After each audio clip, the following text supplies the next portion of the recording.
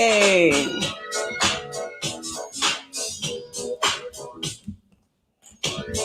Hope y'all ready because it's ladies' night.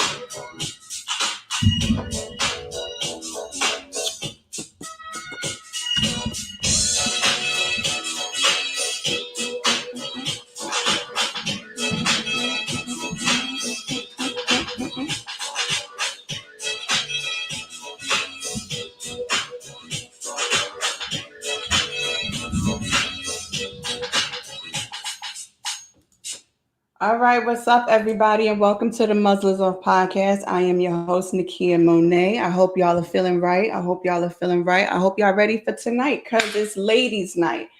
And you know, I got a few of my good lady friends here with me, and we're gonna bring them up right now so y'all could meet with the ladies and say hi. Hey, Tosh. Hey, Robin.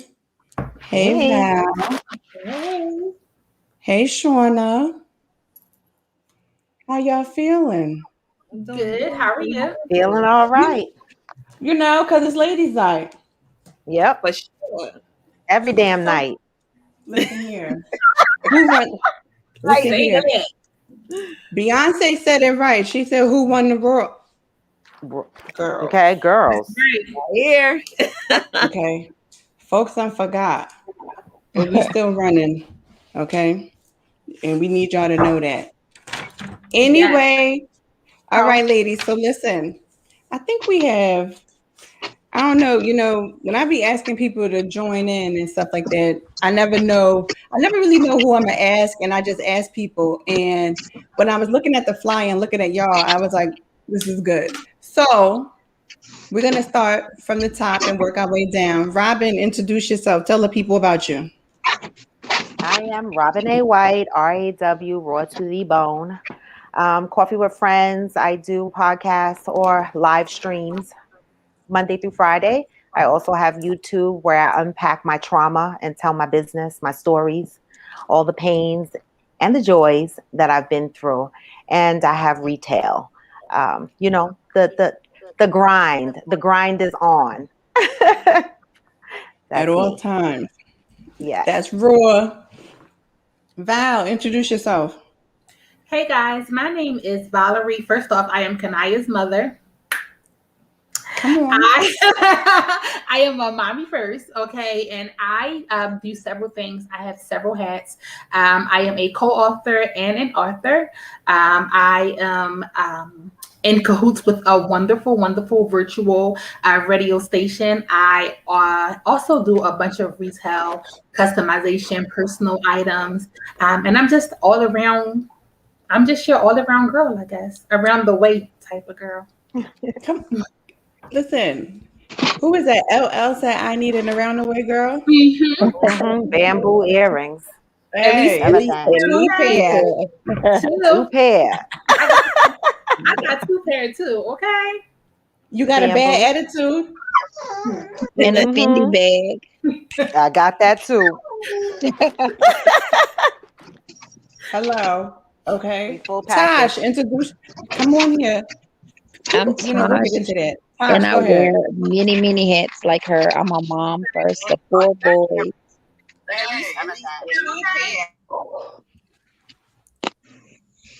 And we own several businesses, mostly in credit repair.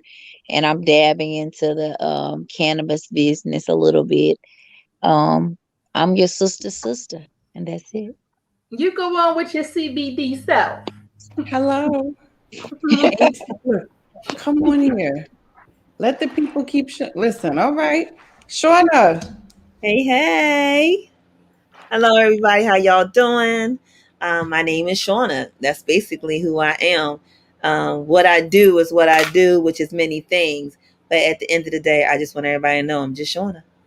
Hey, that's a lot. Shauna is over here trying to be modest, but that's okay. Shauna is one of the baddest production engineers for a lot of people's shows, their podcasts. She makes sure that, unlike myself, who tries to do this stuff by myself, she makes sure other people don't screw up like how I do and be messing up sound and stuff like that. Like Shauna. Shauna is on point. Shauna does them promo videos. Shauna does them voice. Y'all should hear her voiceovers. Her voice and all sex. She's like, "Welcome to the beat." I'm like, "Yes, come on here. Put the voice on." Val does it too. They both got that. They got that voice. My voice. I'll be like, "Well, thank you for yeah." But we all need that one. We all need that one. We got to have one of them in a chain. You got to. You got to have that one. When it comes down to it, who we going to? The one that go, But thank you so much. Thank you so much. You are welcome. But no. And I wanted to do that because at the end of the day, y'all all got something in common. Y'all all are entrepreneurs. You know what I'm saying? And hey Mia, whether y'all whether you work a regular 9 to 5 and then you push your dream, we all are really and truly entrepreneurs. And I think that is important to understand that as women, you know what I'm saying, we do wear many hats. You know what I'm saying? We do a lot of different things. And a lot of the times we busy. Okay. Just saying. Very busy. More than busy. Listen. I mean, one man band busies. Yes. Look, we the one-stop shop. How about that? Right. Yeah. I'm the model, the printer, the maker, the this, everything. Yes. You know? Definitely. Look, I actually, and it's so funny because my cup says the mom, the one who never sleeps. Okay? That's who we are. Yeah. I'm telling you. We never sleep. We nap. Yep. That's what we do. We take naps. I be needing sleep though, but I don't even nap. I think I'm a zombie at this point. My brain doesn't turn off. Like, I don't know if anybody else experiences that. When you lay down, you're already in your thoughts for your next plan, your next venture. What is it you're going to do? And you have to force yourself to shut up in your mind. Tiring. Yeah, I definitely experience those. I have to get it out. I either have to write it out. I have to do something, or I'll be up all night with like massive headaches because it's trying to, and then I can't sleep. So I definitely experience that as well. Yeah. So let me ask y'all something. Val, we're gonna start with you. What does it mean when you hear somebody say, or they ask you the question, "Are you your sister's keeper?" Do you got my back? Period. And anything, because having my back can be correcting me, can be following me, can be lending a hand, can be anything. Did you got me out here in these streets looking all crazy and whatever it is that I'm doing? Or are you pulling me to the side telling me to chill? Did you go with me to get my daughter showing up off the side of the road? Okay, listen, really quick side. We finished the show because myself and Shauna worked together. We finished the show when my daughter was stuck. She had a flat tire. In less than 5 minutes, Shauna was around the corner like, where we going? What we doing? That's a sister's keeper. That's a sister's keeper right there. And that's not blood. So blood doesn't even relate to being a sister. It's a sister with the A. Boom. Because sometimes that ER won't do the things that an A would do. That's right. And that's why I love her. And that's right. I'll be out the door in 5 seconds and be to her in 5 minutes. It's a 5 thing. What? Yes, I love it. As Monet would say, it's a 5 thing. Yep, see, love it. That voice. Robin, what does that mean to you? Woo, child, we've been talking about this for 2 days on Coffee with Friends. It means to me that you hold me accountable, right? In the good and in the bad. And what I realize is that a lot of people are not, our sister's keeper, because one, I'm one of those people that are very direct. If you're not doing something I'm going to call you to the carpet. Right. And I've lost a couple of friends because they said I was too direct, but I'm not your friend if I can't hold you accountable. Right. So, I feel like a sister's keeper is one who supports her or, in her endeavors, is there for her in her ups and downs, holds them accountable for their wrongs.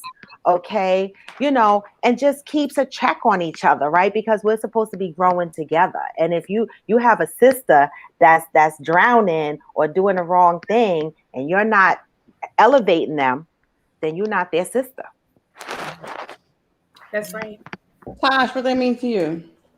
Um, a collection of everything that they said, but I need a sister to support me in things that I'm building, and I also need a sister to come, like, bring me to the red carpet and say, if you see potential in me in an area, help me get there. I also think a sister should be there. Like she said, Shauna went to the around the corner. If you in Atlanta and my son is stranded, I think my sister gonna go check on him and make sure he's Mhm. good. Mhm. Just as well as if your son is down here, I'm gonna check on him. So I think a sister wears so many hats, but overall it's a supporter and a love that a bond that can't be broken by an offense. Like we need to talk about that offense. So I think Yes. that a sister got to be able to take as well as give. Mhm. That's right. Definitely. The sisters is Definitely. always have to bounce back. If we can bounce back from something, then Yeah, then you definitely know that we're tighter than just friends. Because sisters Yeah. right, do things. They right. fight, they argue, they fuss, they curse each other out, they talk about each other, but you better not Yep. talk about her. Yep. And then you And come look, and when we leave right outside the house after that fight, we back at one. right You know back what I'm at it, saying? and Right. you never miss a beat, and Right, nobody ever knows what went on, because that's what sisters do. It's like Mama say, "What go on in this house, stay in this house." So between the sisters, we keep whatever we have to keep in the house, and the outside world does not know. That's Now, right. when right, the Yep. blabbing starts, that's how I know you ain't got my good interest. You ain't my sis for real. It's just the right. Yep. title. So keep that I title agree to with yourself that. a little bit. I'm good. Oh, and a secret Mhm. keeper. If I got something I don't need told, I Yes, need my honey. sister to hold that. Honey, Help Hold me that. dig the Because I grave. had to Help tell me dig somebody the this. better grave. be a safe. You better be a safe and don't be able to raise out the grave. You That's better be. right. Right. Right. I need safety in Right. that. I need That's it. right. Yep. There was a there I was agree a with that. there was a thing on TikTok today that I sent to my girlfriend, and it said, which is my sister, and it said, when your sister is doing wrong. So she picked up a shovel, she picked up keys, and she was putting on her face mask. So the other sister said, "What in the world?" And then pulled her mask down and said, "Are we doing?" And that's a sister, okay? Yes. No questions asked. She's just riding. Doing She's just it. riding. Just doing it. When you Explain do later. whatever we do, like, Explain later. let's explain in the Calculate style. later. Yeah. Walmart is open 24 hours if we got to get some clothes, but 24 just hours. doing Rite Aid it. too. We doing it. Yep. We Definitely. was at McDonald's at the Wi-Fi. I mean, it is what it is. That's what we was. Okay, in the drive-through. Yo, Look, the Wi-Fi is in the back of the building. If anybody know, You if know you what? get to the Wi-Fi at McDonald's, you got to go to the back of the building. That's where the Thank drive-through is. you. Now we know, because listen, sometimes you got to do a podcast on the go. Just drive behind McDonald's. It's that's okay. right. Thank That's you. right. Thank Place your you. orders during commercial. I want some French Right. fries and iced tea. I'll be around in 1 second. And back to Exactly. Hey, Nikita. Yeah. You on mute, sis.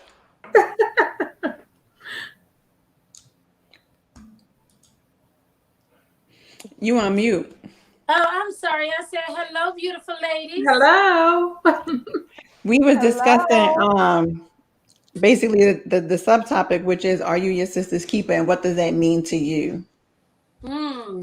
That's such a good topic, and one that is really, it is really necessary for us to have this conversation, because I know so many times I can be a sister's keeper, but are they your keeper? Come So on now.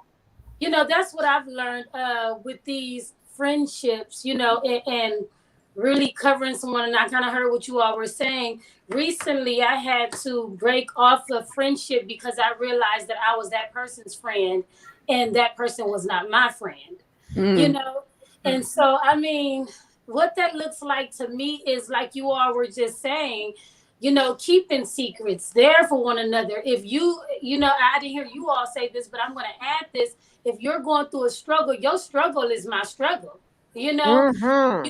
You if you crying, I'm not rejoicing in your tears. You know, if your husband is cheating, I'm not rejoicing in your pain. And so, Yeah. me being my sister's keeper is understanding that my sister is me. That's right. Ooh. Well, Right. beloved, That's if right. your husband is cheating, I already got black for both of us in the trunk. I already got But what if your sister's the one that's cheating? Then if your sister is cheating, then you was with me that night. Exactly. I know how it works. Okay, Y'all know listen, how it works. text me, use the code word. It is what it is, and I got you. You know, listen. Hey, I'm sorry. Everybody know how that works. Look at her Now mouth. everybody's husband gonna be looking side eye at them after this podcast, y'all. I'm gonna tell you you're wrong, but I'm still gonna protect you. Okay, Right. can I be? That's Can the I thing. be That's like? the accountability. That's right. That's I'm right. telling you wrong, and you gotta buy me something, but I got your back. You wrong, but if she swing, I got you. Right. Yeah.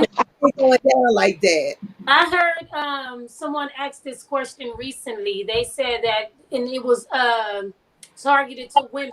If you find out that your friend is a side chick, that she likes to sleep with married men, can you still be her friend? Yep, I'm gonna talk to her. I'm gonna Yeah, talk to her about it. Yeah, that's my But I'm friend. di- I mean, but if I've been friends with her for years, right? It depends on the friendship, right? I mean, we use friendship yeah, loosely. But if we're yeah, talking about our sister's keeper, because that's a different level. If I'm my sister's keeper and that's that I'm calling her my sister, I'm still gonna rock with her, but I'm gonna let her know that that's not that's something fine. that, I agree with. I'm gonna try Right. to convince her to stop it, but I'm That's still her it. friend. Right. I You can gonna tell So you I guys have. that personally, on personal experience. I'm sorry, Sean. On a personal experience, I experienced that, Mm. and she's still my friend. But she knew every day she was wrong because I made Yeah. sure if I can't tell you you wrong, if I can't tell you that you need to get your life, if I can't tell you that this is going to end nasty, and then I can text you the next morning and we all friends again, then you ain't my sis. Or And if I I can't told tell her, you, I need to Oh you know what my I tell you mean? God, every child. day that you're worth more, and you can obtain your own man. Mhm. I need to be speaking that into you because somewhere along the way you didn't get that memo say that it you better again? than side chick. I need you to repeat that. I need you to do an Yeah. Ace Ventura on that. Rewind and bring that right back. Somebody need to hear that again. I'm sorry. Yeah, because I need to keep on encouraging you that you're more than that. Like Right. that may be where you at right now, but that ain't where you gonna be because I believe that you better and you can have your own. Absolutely. Can I add to that a little Mhm. bit? Since I started Coffee with Friends in the beginning of the year, my way of thinking before Coffee with Friends was so different. And then when I started Coffee with Friends and people started sharing their life stories and different things that they're going through, sometimes people operate in their inner childhood, people operate from trauma. So when you find someone that is constantly dating married men, right? Sometimes you got to go deeper than the surface of the fact Right, that she's sleeping with married men. Where did right, she get this from? What love what did she experience growing up? What did she see? Maybe she's carrying some insecurities, right? So at that point, like Latasha said, encouraging her, also encourage her to unpack that trauma, go deeper to figure right. out what's going on with you, because some people do that because maybe they're afraid of commitment, and hanging with a married man, they don't get the full commitment, right? They get to dip in and dip out. So sometimes you don't know where that comes from. Yes, that's So that's right. why she would still be my friend, because it would be deeper for me. It would be let's Yeah, unpack this shit because this is deep, Right. yeah. right? Let me say One this. thing I like to say is that this is just me being honest. Like I really haven't had any sisters because I was the one with the trauma. Like I didn't want you to get close to me. I could never trust you, even if you never showed me any kind of distrust. It's always been something. I just could not be good friends. I never found myself friendly because I always had like what she want or what she up to, but it was from past traumas. So Mm-hmm. like we got to deal with those girls who are not friends. Yep. I just don't have a whole bunch of people that I can say I'm sisters with or I'm close with, not females at all. But But it you, was because of my trauma. It wasn't because they were broken. And I had a friend that we were really, well, I think that both of us was full of trauma. So we never could go the extra mile to be just true sisters. And so I never have had that type bond with women. But it's because I needed counseling and I needed to work through some things. So it but be on both sides. you said a major point right there, because a Mhm. lot of times that's why we can't Mhm. do that, and we should not be in a chair to do that, because you don't know why a person is doing what they're doing or going what they're going through. So you should not Right. be judging them based on what you Exactly. see, Exactly. because you can see Exactly. anything from the naked eye, but until you go Exactly. inside and see what they're actually dealing with, you have no idea. Because, like you Yeah. said, you Exactly. have the woman that deals with the man because she's scared of commitment issues, because she's seen what happened in her life, or better yet, Exactly. maybe she was taught in her life that you have to be the side joint, or you Yeah. have Exactly. that one that you're dealing with right there, where you're like, look, I've been in this situation where it's better to protect me than to be with anybody. So I have this lock up. So who am I to walk up on you and say, I don't need to be your friend then because you don't know how to tear your wall down? That's when the inner sister, me, comes to stand beside your wall and lean on your wall and talk to you while you're behind your wall. And then you can remember that it was that day, that moment, that I had a situation and she was the one that was standing outside my window talking to me through the wall. That's Thank the you. one that breaks that barrier. But the Yes. problem is, again, we always sit there and we want to judge everybody because we didn't handle it that way, or that's not what we went through, or that's not how we raised, or that's not how it was in my house. Okay, but Yep. guess what? It's not about your house. The That's situation right. Right. is That's keeper, right. you That's keep. right. It's not about being Exactly. a Come sister's on. keeper. And if you Come can't on. keep, then don't you sit there and say you're a sister's keeper, because you can't keep, because you can't see beyond your eyes. And when you can't see Exactly. behind your eyes, you can't keep nothing because you still blind yourself. Yes. And No you know what? judgment. Mhm. And No let me add, judgment. Yes. you know, No let me add No to judgment. that. judgment. So, I think we're kind of, I was going to say, let me add to that too. I think it's so imperative for women in sisterhood to understand that even if I'm telling you about yourself, okay, say for instance, I've had a situation within sisterhood to where, and this is not with my blood sisters, let me say this is a friendship that was a sisterhood. Because I have a lot of sisters and I don't want, if they're watching, to misinterpret what I'm saying. So I have to clear that up. But even within sister relationships, blood sisters, if you're jealous, say for instance, you got to be very, very careful of who you allow to give you constructive criticism. Mm-hmm. Because sometimes people are operating from a damaged place and they need to tear you down. And even though Mm-hmm. they mean well, they're still coming from a toxic place.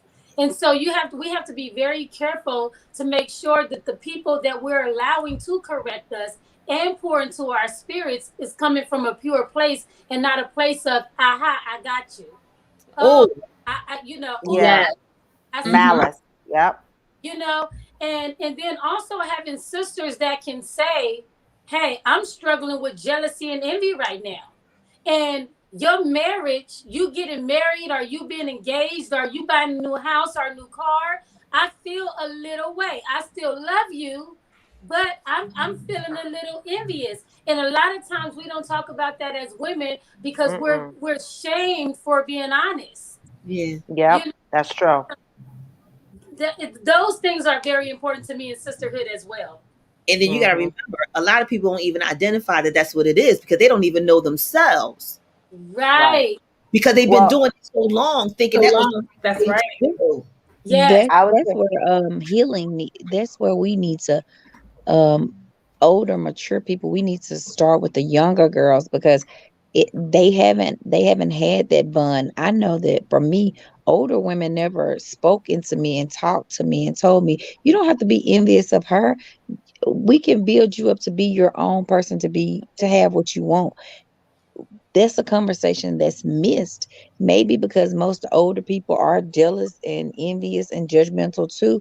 But that's a conversation that's like a work that has to be done in women because it's the side eye that keeps you not wanting the best for me when you don't even know, like, I'll give you the best. I'll help you get to your best. We ain't even in the same lane. What me and my family may be Right. doing could totally not be what y'all need to do. You may not like football games every weekend, but that's what my family do. So don't be jealous because we doing this. Let me help you get to where you need to be at. And most of the times we haven't been willing to do the work that needs to be done in women to make them not be jealous and not be envious, because they don't understand that the same way I worked for it, you can too, and even get better. Right. You know what I like to Yeah. call that? I like to call that the sister see, sister do, clicking you. I'm gonna say it again. Mm-hmm. Sister Yep, I see, got it. sister Mm-hmm. do, clicking That's a you. good I'm one. just saying that Mm-hmm. forever because we've been learning. That's a good one. Okay, as my sister, this is the click right here, and this is what we do. And if I'm doing it, that means you're doing it. And if Mm-hmm. you're not doing it, then you're not a part of the sisters. And Mm-hmm. because I want to be a part of the sisters, because, like you said, I don't Mm-hmm. have this. I need this. I feel as though it gives me value. It validates me. It confirms who I'm supposed to be. So therefore, my sister see, I'm going to sister do because that's what my sister did. And that's how they did Exactly. it. And that's how they did it. So that's how we're going to continue to do it. But me, Right. the sister always said, well, who said that was right? Right. But you know what Latasha said, I wanted to, and that Shauna, that was powerful because, I'm going to start looking at myself, based on that concept of what you said, because, none of us are perfect and we could always learn to do better. So that's a great, that just gave me a whole visual, and I love that.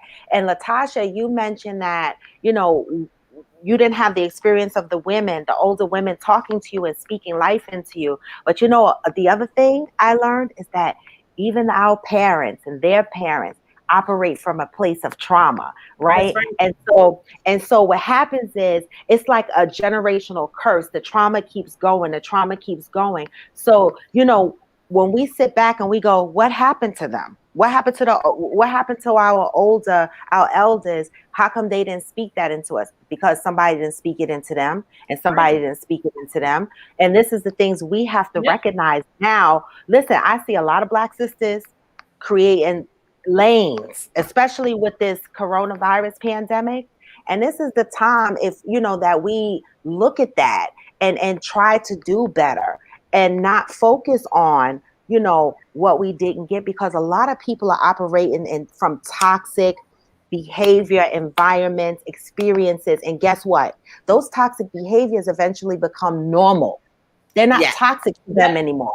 They're normal behaviors. And when you're looking from your eye, you're going, damn, that's toxic. The other person's like, what the hell are you talking about? This is normal That's shit what to we me. do. Yeah, that's what we do. Right?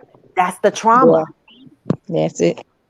I know So one of the it's things deep. that I have learned, and one of the things that I live with now, especially with coming up, I am the baby on my mother and my father's side of 6 on my mother and 13 on my father. So actually physically seeing them and seeing everything that they went through and seeing how they lived, by the time it got to me, there was no encouragement. There was no, it was burned out. We burned out from both ends. I ain't got much. You know what I mean? I don't have anything else. Daddy went ahead and did what he had to do. And, mama was trying her best to raise us the best way that she could. One of the things that I made sure I did with my daughter is everything that wasn't given to me, everything that wasn't spoken. I'm not talking financially. Everything that wasn't spoken to me, I spoke into her since birth. Yeah. Every hug that wasn't given to me, I gave to her since birth. Every kiss that I never received, you can best believe that she got that. And my daughter is whom I wanted to be. Every age that my daughter got to, and now she's 18 and a half, I see the woman that I would have been if I would have received those things. So I know that I did well, and I know that I did proud, because I didn't allow the things that I didn't have make me believe that I didn't have to tell my daughter that I loved her, that I didn't have to kiss my daughter, that I didn't have to make sure she was okay, that I had to let her be out here and be fast. I didn't have to allow any of that to happen, because it happened in me and in my surroundings from what I saw with my family. So I made sure it stopped. You are the generational breaker. It stops with you. Everybody wants to know, well, when does it end? When does it end with you? How was it supposed to end? You going to do it? But when? Right now. It's up to you. And I made sure at the second that I went to that hospital when they told me that I was pregnant and I was scared as ever to tell my mother, I said from this day forward, from here in my belly, this baby gonna get everything that I didn't get. Period. Mm-hmm. And See, but the thing is that you had an awareness to do that, right? Mhm. And I think what happens is that for some people, that level of awareness just ain't there for some people, right? Exactly. Because some people really are just accustomed to a certain way, and in their mind, there is no way out of it. I'm not stopping anything, right? Or as much as they say, I want to be, it stops with me. It's not like, I don't know how many people, I've been in church a long time, and you hear more often than not, this generational curse is going to stop with you. You're the curse breaker. Mhm. And then you're sitting there and you're saying to yourself, okay, well, how do I change this curse, right? So we can say, you know what I'm saying? Okay, so it starts with us making a decision. Some people got poor decision-making skills. They don't know how to make a decision. Some people literally think that low of themselves to the point where they think that everything that is coming to them is what they deserve. Some people literally are just like, well, you know what? This how my mama was, this how my grandmama was, this how they was. So therefore, this how I'm gonna be, and I ain't changing for nobody, right? And that's where I think that sometimes where I am the type of person that I can love you and I can love you from afar. You still my sister, but I can't be close to you. That's right. Well, that's toxic because that person is toxic. Very toxic. Yeah, because it becomes a certain point in time in life where you sometimes you have to, because we could say, I wrote everything down. We could say a sister should have your back, should hold, there should be accountability, they should be supportive.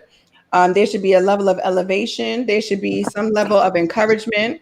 There should be some level of a take and a give. There should be safety.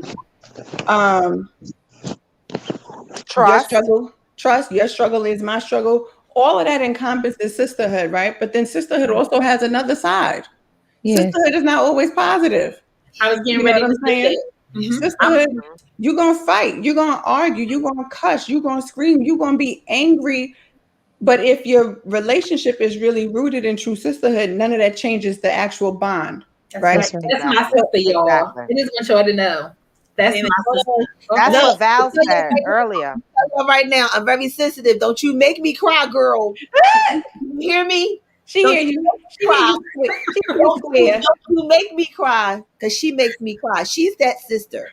And because of that and everything that you just said, even being who I am and all that I do, I'm still not all together. I still got issues that can be considered toxic. Yes. But because of that self-evaluation that I make myself have, that accountability, because I don't want to be that sister, I do this and I do this. And her right there, that one that's trying to make me cry, she not going to do it, y'all. I'm telling y'all right now, she's not going to do it. Don't let her do it, Sean. Don't let her do it. Being who she is and why she is the way she is. And I can understand why she does me the way she is, because, like she said, I'm only speaking into you what wasn't spoken into me. And she's needing somebody like you, not knowing that I may need that. Yes. But then you got the other sisters that be like, yo, you back up. That's too much for me. Mm-hmm. But I appreciate her being that person, because sometimes you never know who's not already baked up.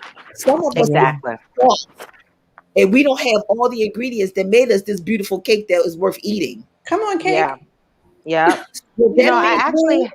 I need people like that in my life to constantly speak over me, even though I'm grateful for the discernment that you spoke about, my sister. Mm-hmm. Because not everybody can speak flour and sugar into me either. Yeah. Right. Know the difference between brand name sugar and the sugar that was left behind. Great value. Yep. That's so true. No, I actually met. I have a friend, right? And I don't even know the category of friendship it is anymore. It's so weird because, and this is a real story where, we're good friends, hung out all the time, and she was doing something that I was holding her accountable for. And I pulled her to the carpet because I said, listen, I'm not judging you. I'm not. And I'm going to rock out with you. I am. But I need you to understand my position. I don't agree with how you're moving. Okay. And I'm not supporting the movement, but I will support you if there's a backlash from it. And I'll help you get back on your feet if need be, to the best of my ability. But I don't like what you're doing. And do you know, from that day, she became different. She stopped telling me stuff or whatever. And I reached out to her and I said, what's up? What's going on? And she said, you know, sometimes you come across too harsh. And I'm like, what? Like, I'm your friend. Like, anybody that knows me knows I come across harsh, but I don't mean it. I love up on you. But if I don't like something you do, I'm going to be the first one to go, listen, you're going to get us both killed because you need to stop this. And Robin, how many times you almost got us both killed? Thank you. But listen, this is what friends do. That's right. Listen. And you want to know what? You want to know what's really crazy is that you should be the one, Robin, to evaluate whether or not that's your sister. Because when I'm passionate about something, that's when I become enraged.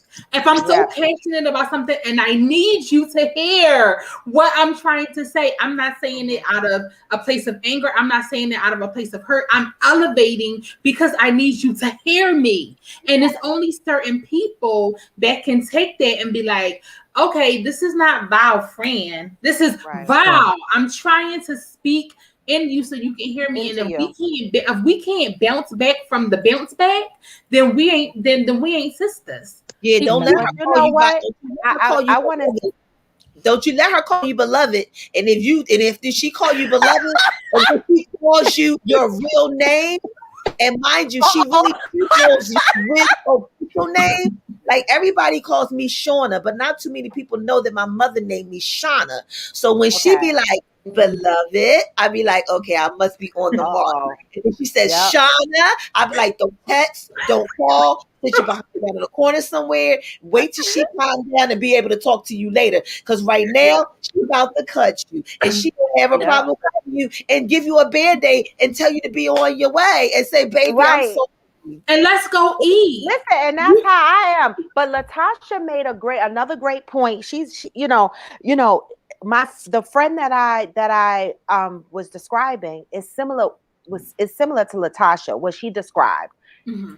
Having her own trauma, dealing with her own issues, right? Very sensitive to friendships, very hard to get close to people. This particular person that I'm talking about doesn't have sisters,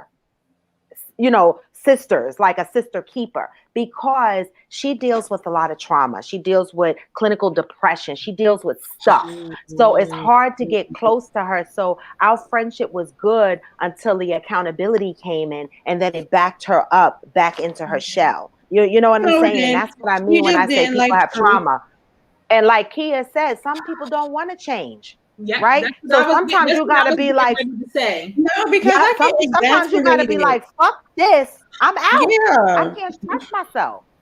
Yeah, that's because I get exasperated. That's why we need the sign to go across the floor to go. Right. If somebody please write a banner and say. I should have made you co-host for this shit, but no, I get exasperated with I'm just saying. Better yet, you know what? I'm gonna type it in the chat and you can pop it up. Cause y'all see me over here blowing my breath. I'm trying to hold it in, but listen. I am a very blunt person. Period. If I love you, so I saw you rocking like, I'm gonna let because it irks my whole good. Let me say this, and I'm not saying that everybody needs to be like me, because I understand that everybody can't be like me, right? I am Nakia. Nakia is Nakia. There is none other like me unless I have a child and she happens to be a girl, and next thing you know, the world is just going to be in for it, but that's okay. But what I'm saying is that so many people deal with their own trauma and then want to call you sister friend. And then when you saying, listen, that's fucked up. Mm-hmm. That's wrong. Mm-hmm. You are dead wrong. Then it becomes silent. No. Then it turns into This kid like I don't want to be judged. I'm not judging you. I'm telling you this is wrong. Stevie Wonder could see this was wrong. Ray Charles could see this was wrong. Not the blind man, please. Okay. Not the man that can't see for real. But he would see the. But sometimes you gotta use it. You understand? His hairline go way back here. Okay. And the folks still ain't told him that he need to cut them dreads off. He done moved to Africa and stuff. He could feel it. And he can feel the wrongness of your whole situation. He can feel it. Nobody want to tell him because nobody want him to write a song about being dropped down like a rocket.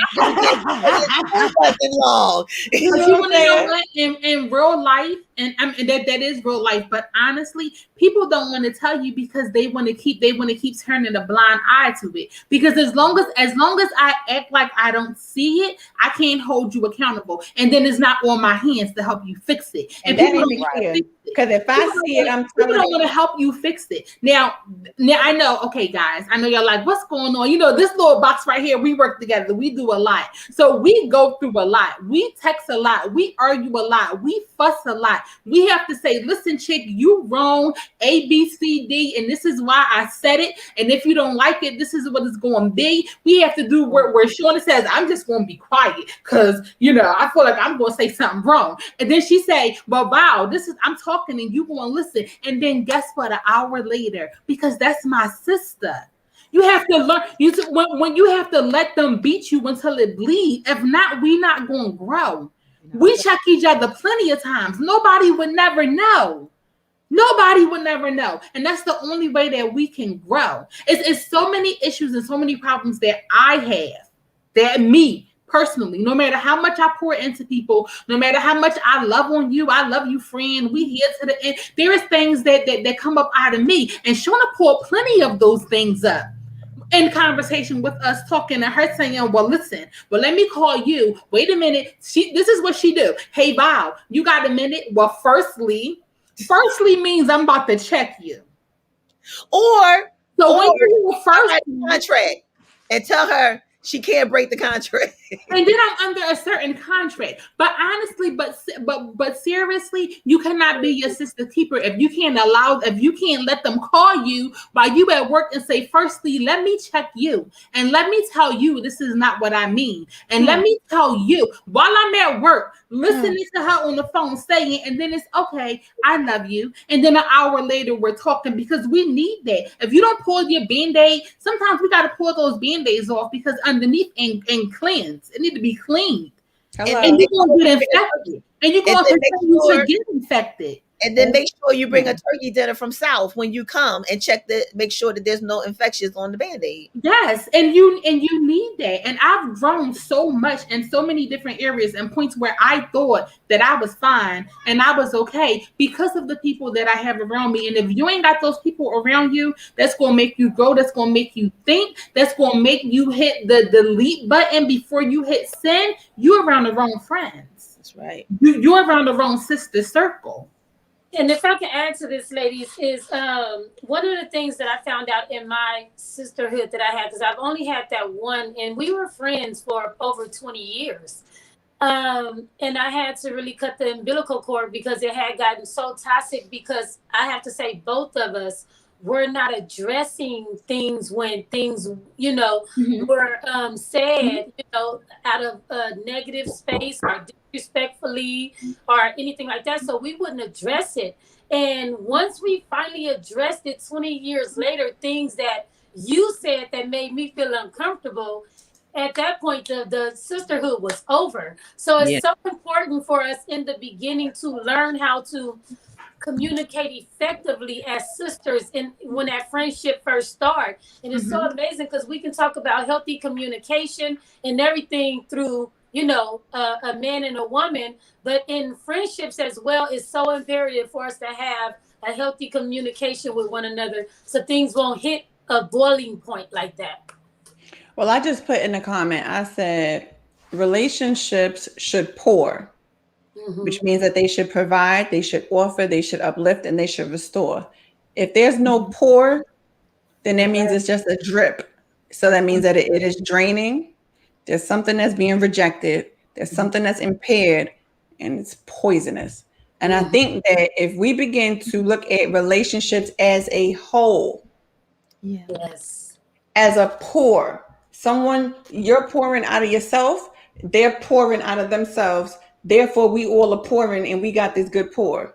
But if there ain't no reciprocal of this pour, then that means one of us is being drained, one of us is being rejected, one of us is being impaired, and one of us is being poisoned. And ain't nobody gonna poison me. I ain't got this type of time to be poisoned. Y'all ain't gonna have me sick over life trying to be a friend.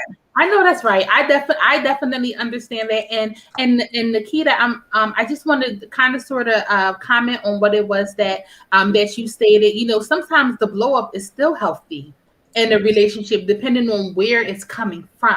Depending on where it stems from, it could still be considered a healthy. It could still be considered a healthy relationship as long as it's being established and pushed upon and brought on by love.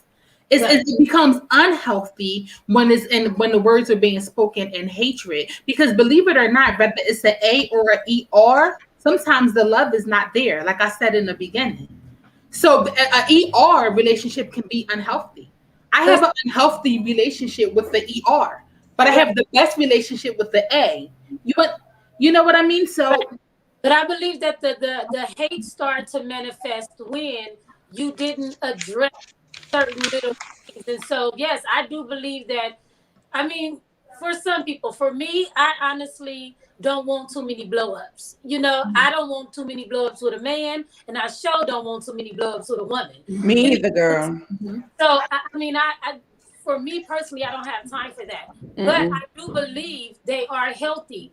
Yet, I also believe that when we are not, like you just stated, that it could come from a place of hate. But that's when you have gotten to a point of not addressing and constantly sitting back, taking blows and verbal blows and emotional blows and mental blows, you know, and then now it's like, bitch, let's fight. Yeah, that resentment comes in. That's why it turns into resentment. You start resenting each other. You know what? It goes even deeper than that.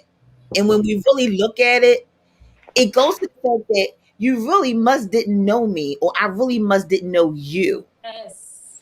Because if I don't know you really, but yet I called you my sister, then I wouldn't know if you was dealing with hate or if you was dealing with love when you came to talk to me. That's right. Right. I don't know you. I don't know you a direct person.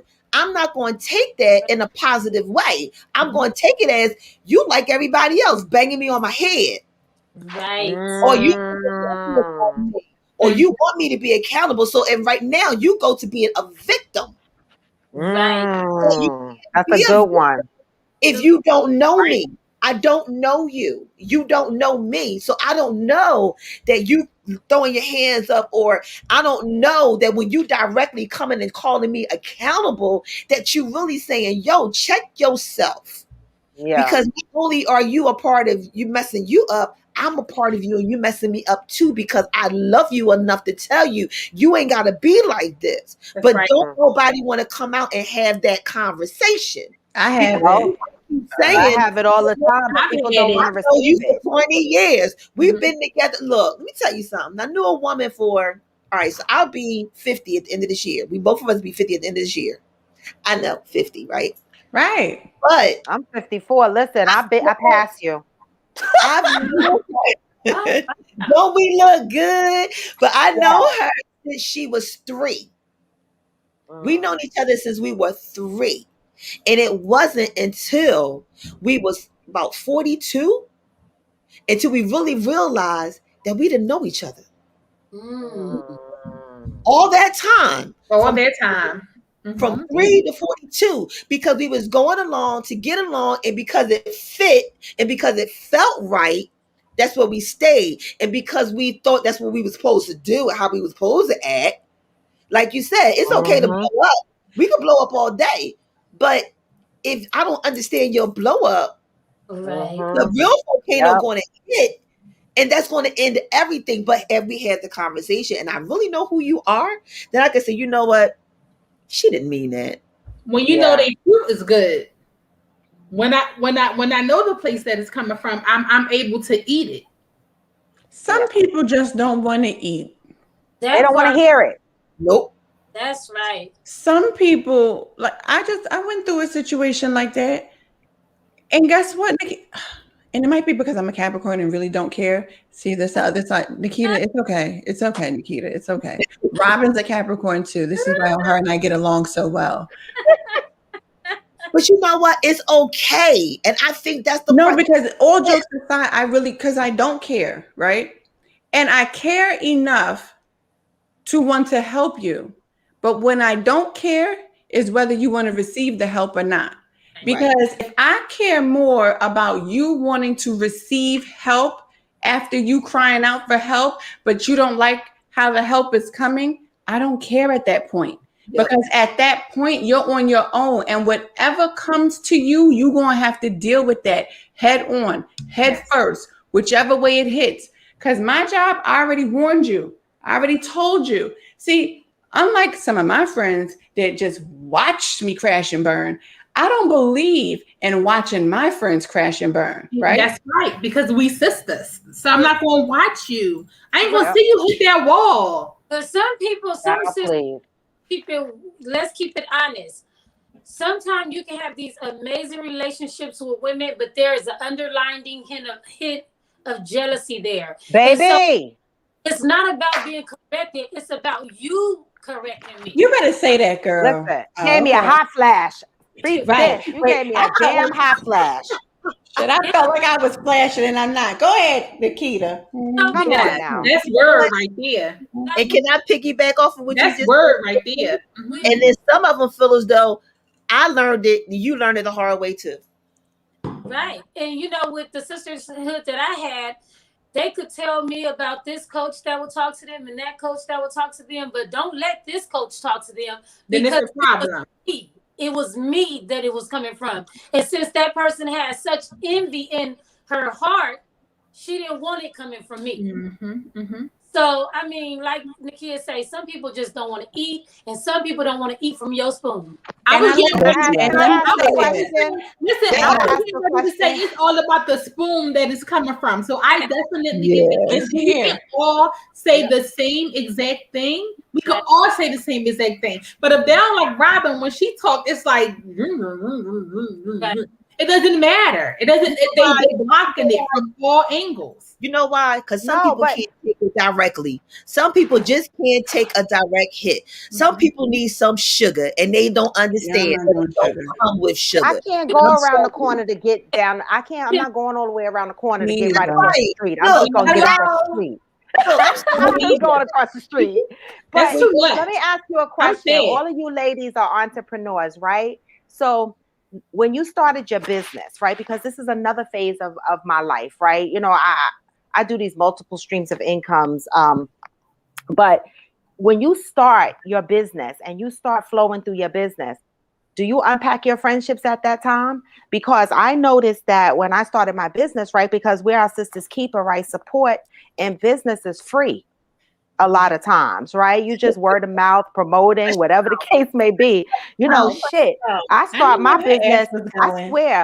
I swear, my friends turned into ghosts. Who the hell turned into a ghost? You're not the only one, B. You're not the only friend, but you know, some of my friends that I thought was gonna be like my sister's keeper or whatever. You know what Nikita said? You know, it makes me think, do you got a little bit of jealousy that you would rather you rather like, and I watch people and I'm like, oh my God, like this person is over here advertising this other person that's not even their friend, all their businesses and everything. And here I am out here scrambling and you're supposed to be my ride. Right. What you doing? Check marks. You start to unpack your friendships. They're not supporting you. Can I give you a chuckle? The first so when you go through phases in your life, sometimes you have to do a recheck of your friends. Yeah. Right. Let me tell y'all something. I'm checking all y'all hoes because y'all know I done opened up that store and I ain't seen not one name from y'all. Oh, excuse me. You know I'm What coming to see store? you. And I'm on it. Ma'am, You know I'm coming you to see just you. opened it What is yesterday. the store? Send I me the You info. just opened the shit yesterday. Stop At the it. end of the day, it was going to Did hit. you just open the store yesterday? I did. She did. She did Yes, yesterday. See, that's when you know you got that sister, because that's when be like, look, I'm gonna come see you on this day, because that's when this day is going to hit. So that day ain't hit for you. Don't be checking me. Yeah, right. I want you to check, but I do want you to check this checklist. And I know some of y'all going to say, okay, she all cliche-ish, but it's true. This is what I've learned in opening my own business. I woke up one morning and didn't realize I had a business because I didn't have no sisters around me that wanted me to have a business, because I was always taking care of Ooh. their business. Oh, girl. Can I That's come and number hold one. you? Where you Wait at? a minute. Hold on. Wait a minute. Wait a I said I minute. got a couple of checklists. Hold Pause. on. Wait. Can we repeat number one? Now you Yeah, go Say back. it again. that I say. I can't repeat nothing that I say, but y'all know she got a podcast. Y'all better go back and listen and hear.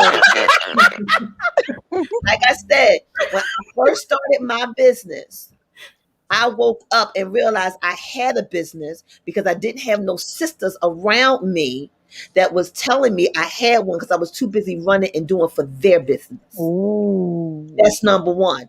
Number two, when you God blessed and highly favored, and I'm not talking about I'm all Christian hallelujah either, because I come short every day. I'm about to probably come short in a couple of seconds if I get heated enough. I want to get heated. When it comes to the second point of it, when you godly highly favored, God is going to remove all them people anyway. And that's when you're going to turn around and look that they could not swim, boo-boo, when you was in your 3 feet Yep. and they 6 feet tall. I'm going to try it again. When Go you ahead, 3 girl. feet and they 6 feet tall and they can't swim, there's a problem.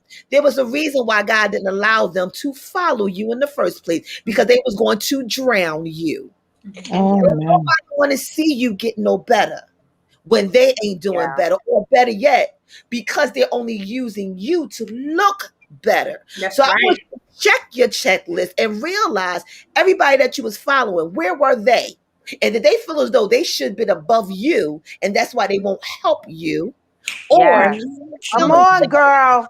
not be going above them? All I got is water. Y'all making me want a drink because this them. is crazy. It's about them. They will sit there and everything is about them, because you can't go where they go. They have a time signature or when you can go, who you can go. So when you got them type of friends, yeah, boo-boo, they going to be the ones that's going to fall off, okay? That's So right. when you wake up one morning and you realize that your dot is now your circle, applaud. Ooh. Wow. You hurting feelings Take it today. off the weed. Yes. You didn't need nobody, and you needed to be careful how you pulled them off, because you didn't want them to yank you down too. That's why he gave you discernment. That's why he gave you the vision and gave you the benefit. That's why you can't sleep at night, because he's talking directly to you, because he don't want nobody else in your ear that's going to portray you to believe anything differently. And that's the end of my checklist. You gotta have the checklist. Come on now. Okay. Come on. Who gonna type that checklist up? I'm gonna be hitting rewind on this shit. Rewind. Rewind. Yes, that's real that's real talk.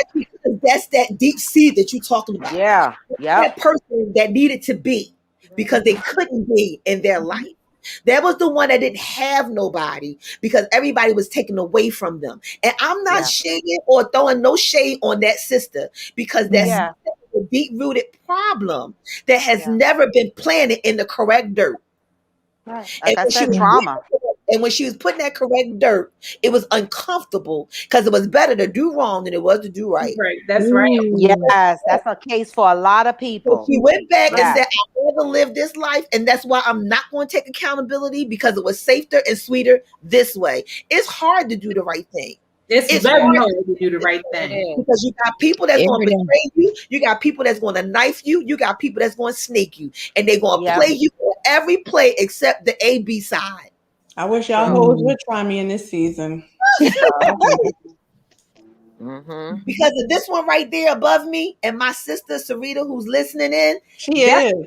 why I can talk now. Because before I would just sit back and observe. And then the muzzle came off. And then the muzzle came Yeah. off. And that's why I say I'm not everything I do. I'm just Shauna, because Shauna just woke up one day and realized who Shauna was. I love that. Me That's too. fire. Listen, Yeah. I tell, and anytime people act, they're like, Nakia, just, tell us who you are. I'll be like, I'm Nakia. I am the sum total of my life experiences. That's it. That's who I am. That's it. That's who I am. Like, I can't be no different. I can't try and act any different. I am the sum total of my life experiences, and everything that I've experienced in life has brought me to this point. That's right. So all the pain, all the hurt, all the trauma, all the disappointment, all of the backbiting, all of the backstabbing, all of the lies, all of the cheating, all of the deception. And the truth of the matter is, that's how people do not understand that there are certain things I just can't tolerate. Right. I can tolerate you as a liar because everybody lies.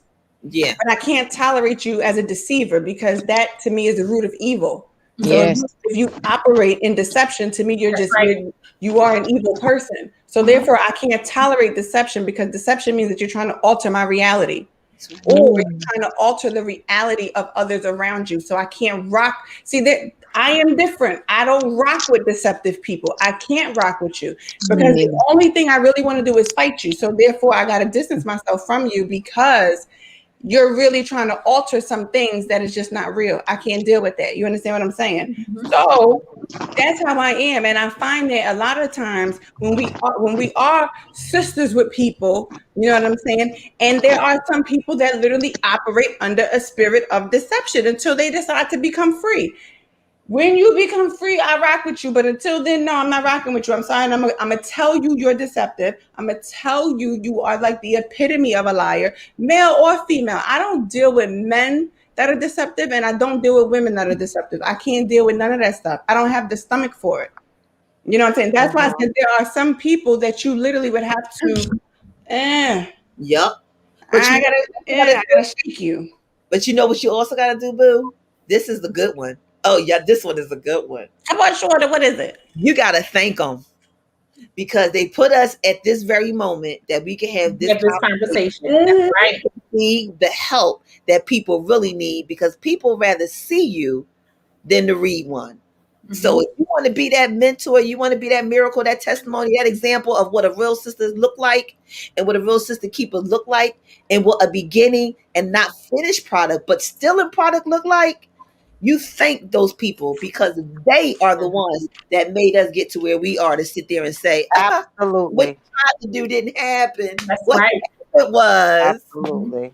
And you have you have to dully live in your truth that this is who I am. This is who I am, period. Okay, I am not whomever you woke up in the matchbook and, put me out to be in those things that you said that you thought I was, or, those things that you throw. No, I am living in my truth. It's one thing when you're living in your truth, wholeheartedly that nobody can take you or can throw anything at you because you know authentically who you are. And I had to make sure that I got to that point by working and working on myself and just having to go through the things that I have went through, growing up and things of that nature. You can't take nothing away from me because I give you nothing but me. I'm a Libra. You're going to take my off balance when I'm off balance. You're going to take these hugs. You're going to take me wanting to be an introvert, but come sit on this bed and talk to me because this is me. You're not going to take the loud out there, partying and having fun. That's not me. This is who I am. I am authentically Valerie. And that's it. That's it. That's all. And, I just want to go back really quick to what Robin said in reference to people not supporting your business. Listen, I come from a product of welfare. I wasn't even trying to get y'all to bang with me. I'm going to go out there and find new people because I don't need you saying that you got me to where I am. I don't need you saying that if it wasn't for you buying my funky $25 shirt that I wouldn't pay. So I'm constantly getting more people. I'm constantly pushing more people. I'm constantly building my network. Boo boo, brother, sister, aunt, uncle, grandfather, pastor. I don't need you to support me because I'm gonna go on up over here on Facebook and go on up over here on Pinterest, on Instagram, and somebody else is gonna find me. So I never felt some type of way if you did not support me. I never felt any type of way if you didn't share my post. I never felt any type of way because you want to know what? This is from the muscle. And I wake up every day and I do it from the muscle, not for my sister to say that I did it because I wore that shirt and we get into an argument and you ain't really my sister. Oh, boo, you didn't do right. anything. Now that's a I'm now going to that continue- comes from that comes from a place of we all get there at some point, I hope. I mean, I'm at that point now, but when I first started, it was hard. I was like, wait a minute, it was just a shock. And I was like, wow. But I do the same shit. I hop on every damn platform and I'm like, hey, y'all, hey, this is Raw to the motherfucking Bone. Who's jumping on here with me and how we gonna grow this shit? That's right. And I'm gonna tell you no lie, on my platform. And Robin will tell all your damn business on her platform. Fuck it. If you want it, listen, my platform is a healing platform. It's an unpacking platform. And my thing is this: if you didn't want me to tell your story, you should have treated me better. You should have treated me better, right? You should have treated me better because I'm a teller shit, right? Because that's how I'm healing. This is my journey. This is not yours. I don't ask permission to tell my stories. These are mine. That's right. So and I always say, people, places, and things. This is the things that I say on my show every day. People, places, and things will change. That's right. Okay, as I continue to evolve. And I love it. Bring it to me because I'm growing. Yes. And you got to understand also, Robin, we have to understand also that there is a season for everything. And when we understand that it's a season for people, places, and things, it's easier to let them go. It's easy to let you go in love, beloved. Yes. I let you go. I'm not angry. Right. I'm not bitter. You need a bus ticket. What she say? What she say? You need a bus ticket. Look, what I told you, you better watch it because she about to call you the real name. If you so beloved, she's at level 1. You get ready to say beloved. Beloved. You didn't hear it? She said, I let you go in peace, beloved. Uh-oh. Yes, she did. Yes, she did. She did. You caught that, Shauna. Yeah. That's because I know my name. Shauna is stupid. But honestly, I know my name. But honestly and seriously, and you want to know why? Because coming from a place of of low self-esteem when I was younger, and having daddy issues, heck, having mama issues. You understand what I'm saying? For a period of time, I had to rely on me, and I had to dig myself up. And it's hard to dig yourself up because when you're digging yourself up, stuff is still falling on you. That's right. So you have to learn how to still move forward while you're doing what it is that you are doing. And I haven't arrived, and I thank God that I haven't arrived. And I tell people all the time, I ain't arrived yet, so please don't put me on a pedestal.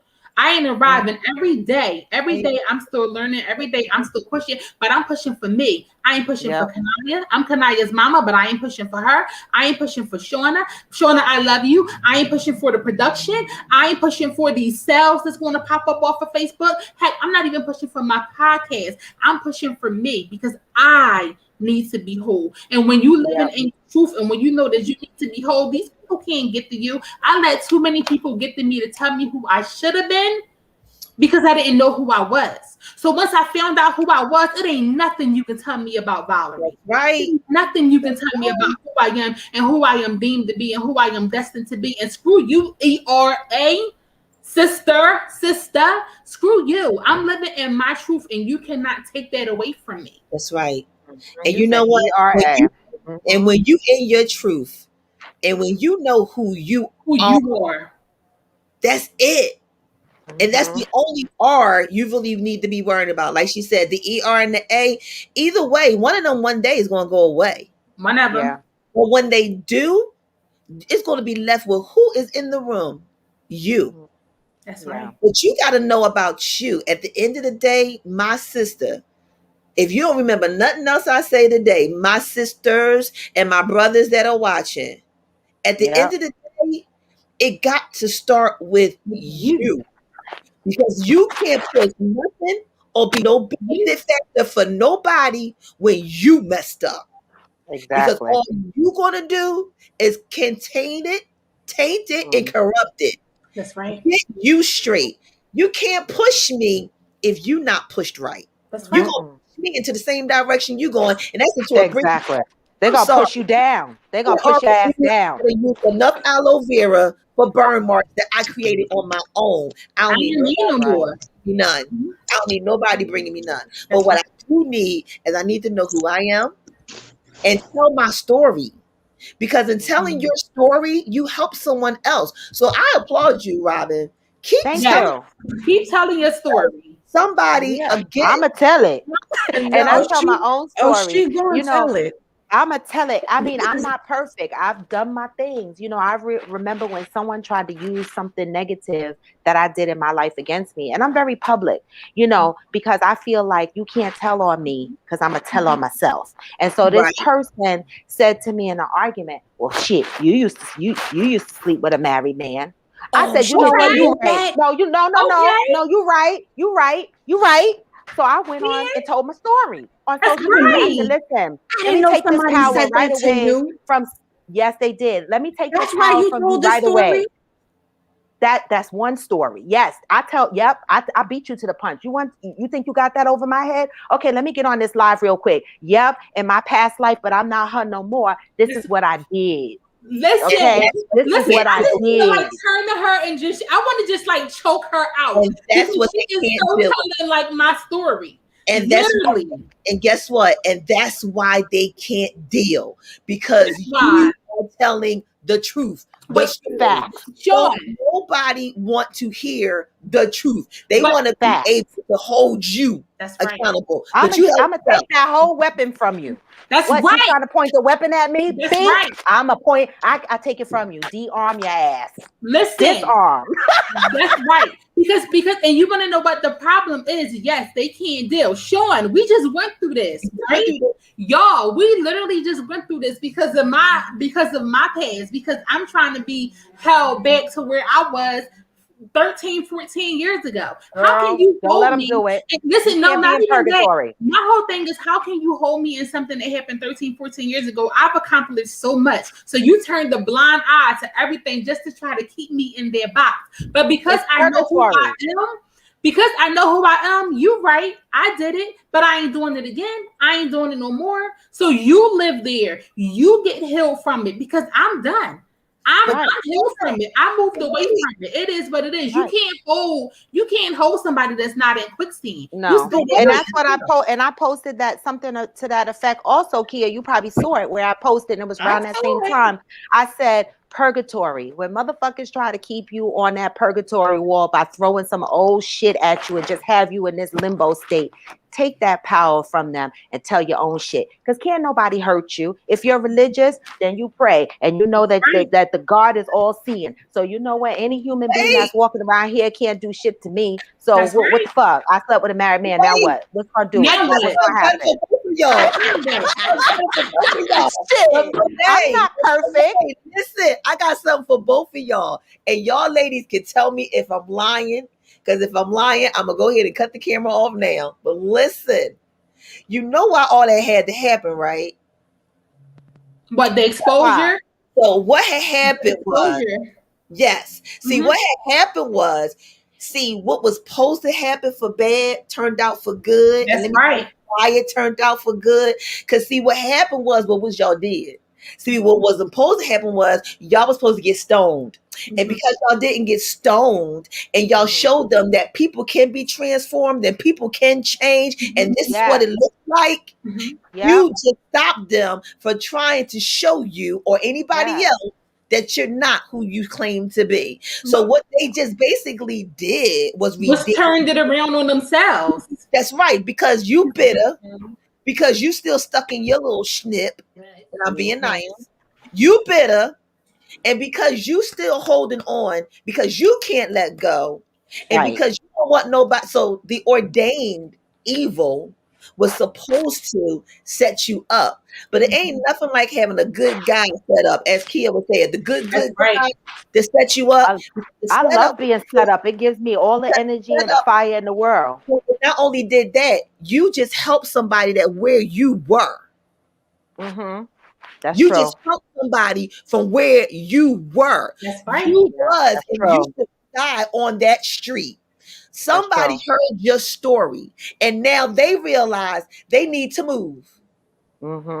So you got to thank that person that tried to expose you, because all they did was expose someone that needed to see you. That's what I was getting ready to Amen. say. Come on.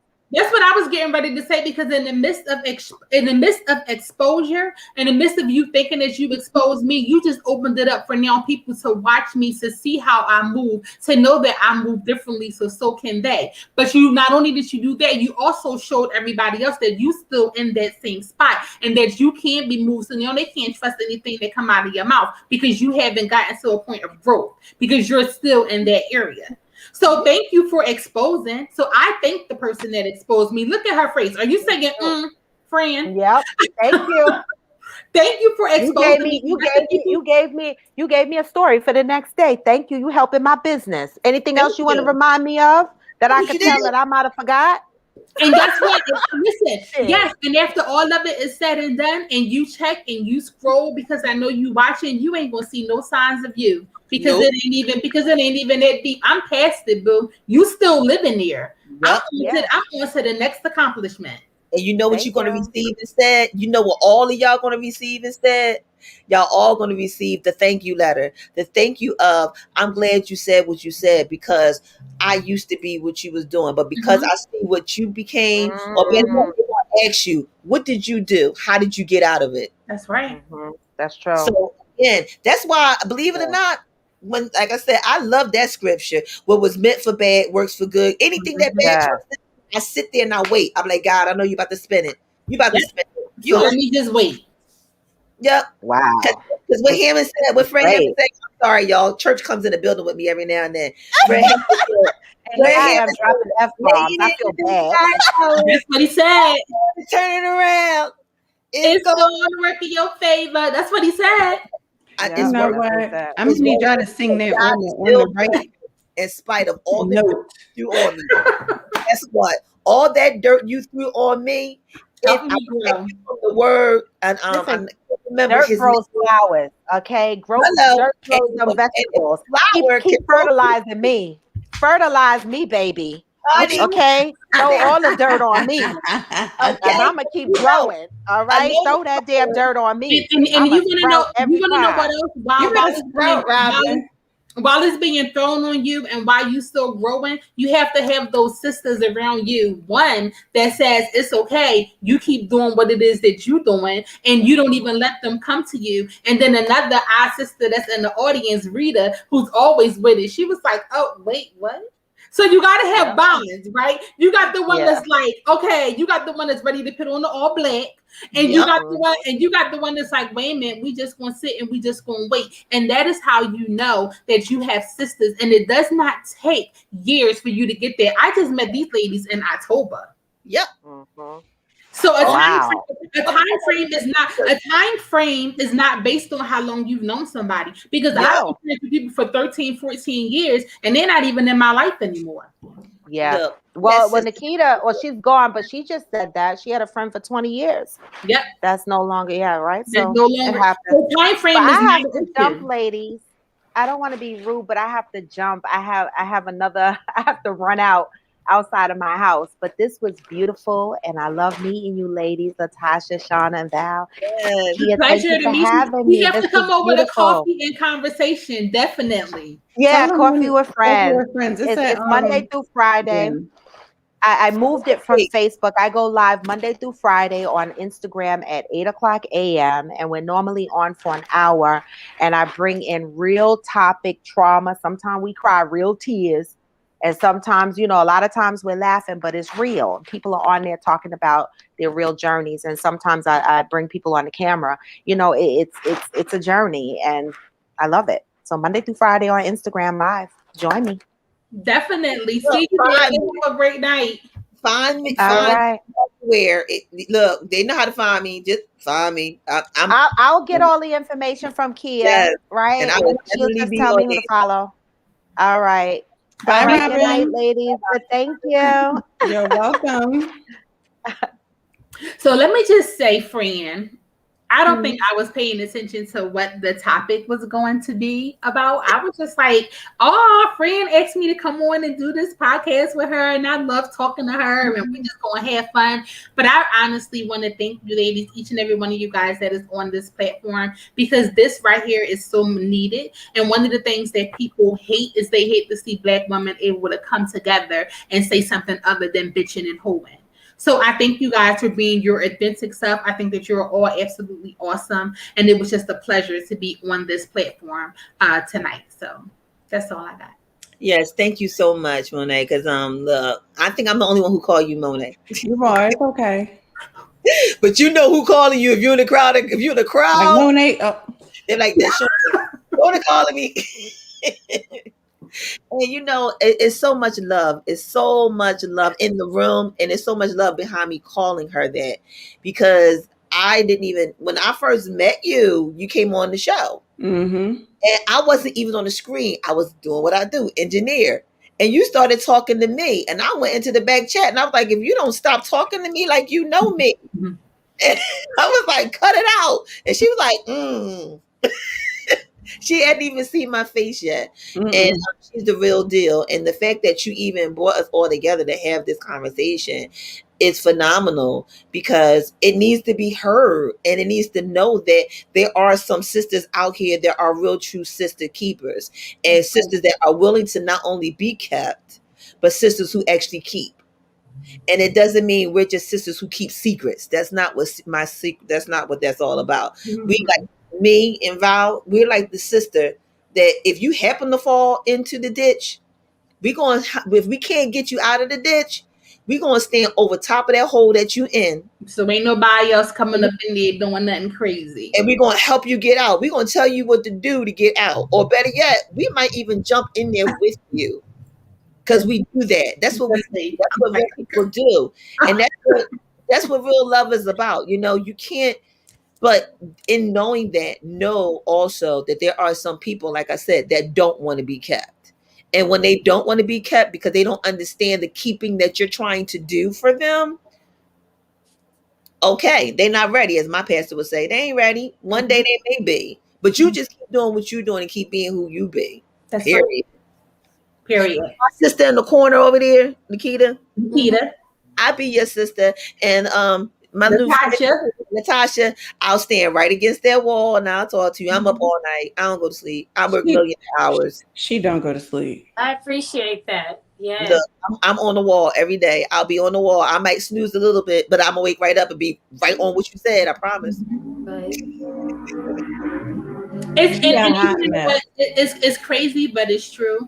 But I think that the good part that we did here is that in the midst of us even unpacking what we unpacked, we allowed the people to know the good and the bad, because sometimes they can hear all of the good and you know, they're like, oh, they're not that close. Oh, that's not what it is. But when you hear the bad, between this one and then, you know, why we love each other all the more, even though we've only known each other since October, and you know that is exactly where it needs to be.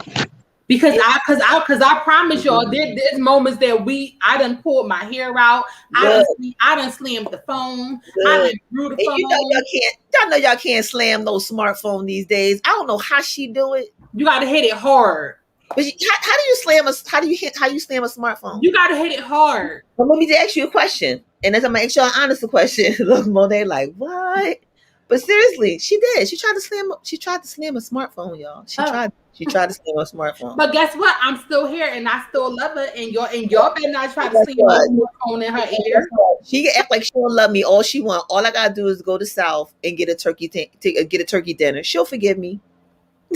I'm the sister that you bribe with food. It just is what it is. But no, she also knows that no matter what, and you tell me honestly, if anybody have any siblings or some real family members that are like siblings, what do y'all do? Y'all fight. And I'm not saying that's the drama, like, oh my God, that's just too much drama. It's just, look, I'm a Scorpio. I'm all gonna say that. How about that? I'm just gonna say that. Look at Nikita. Nikita be like, oh, okay. By me just saying that alone, y'all all know what that means. Yeah. I'm loyal. I will fight. I'm passionate.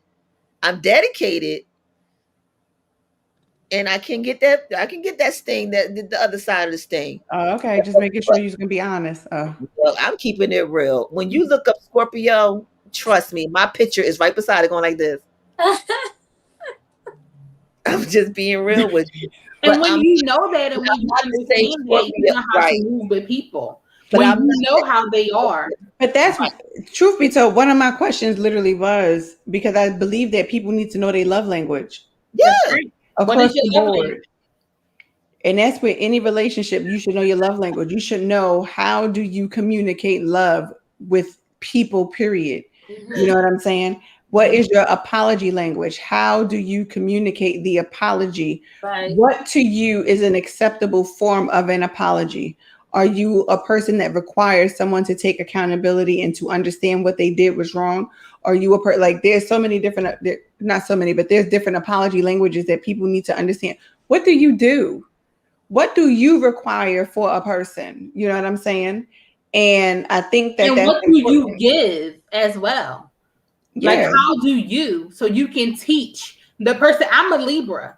I'm the scale. When I'm on, I'm on. And when I'm off, I'm off. There's no in between. I'm either on all the way or I'm off. That's just the way that's just the way that it's going to be. So I had to know that. I had to know that within myself. So when I'm going and when I'm apologizing to people and when I'm saying things, you know, I have to learn how to speak, first of all, in their language and how they accept it. Right. And so it can be comfortable within myself, because sometimes you have to be uncomfortable in a situation to make things right. And if you're not willing to be uncomfortable in a situation to make things right, then you're not ready to be that sister. And then also knowing yourself. Mm-hmm. You know, oftentimes people don't genuinely know themselves, you know. So you can come and tell someone something about themselves, and since they are in such denial or they just don't know themselves, then you're the villain and they're the victim, because they haven't really taken the time to know they're good, they're bad, and they're ugly. You know, oftentimes we just want to know that I'm cute, I'm a size 2 and a 10 and a 15, and my bank account figure is this, that, and the third, but do you have a nasty attitude? Are you judgmental? Are you the type of person who, you know, always are constructive towards other people, are negative? You know those things, embrace those things about yourself. So when someone do come to you and say, you always have a negative outlook about something, are you always, you know, whatever it may be, that you can say, you know what? That is who I am. Because that's another thing that really turns relationships left. People don't know who the hell they are. Yeah. And then they want to blame everybody else when everybody else can see you because you can't see yourself. Mm-hmm.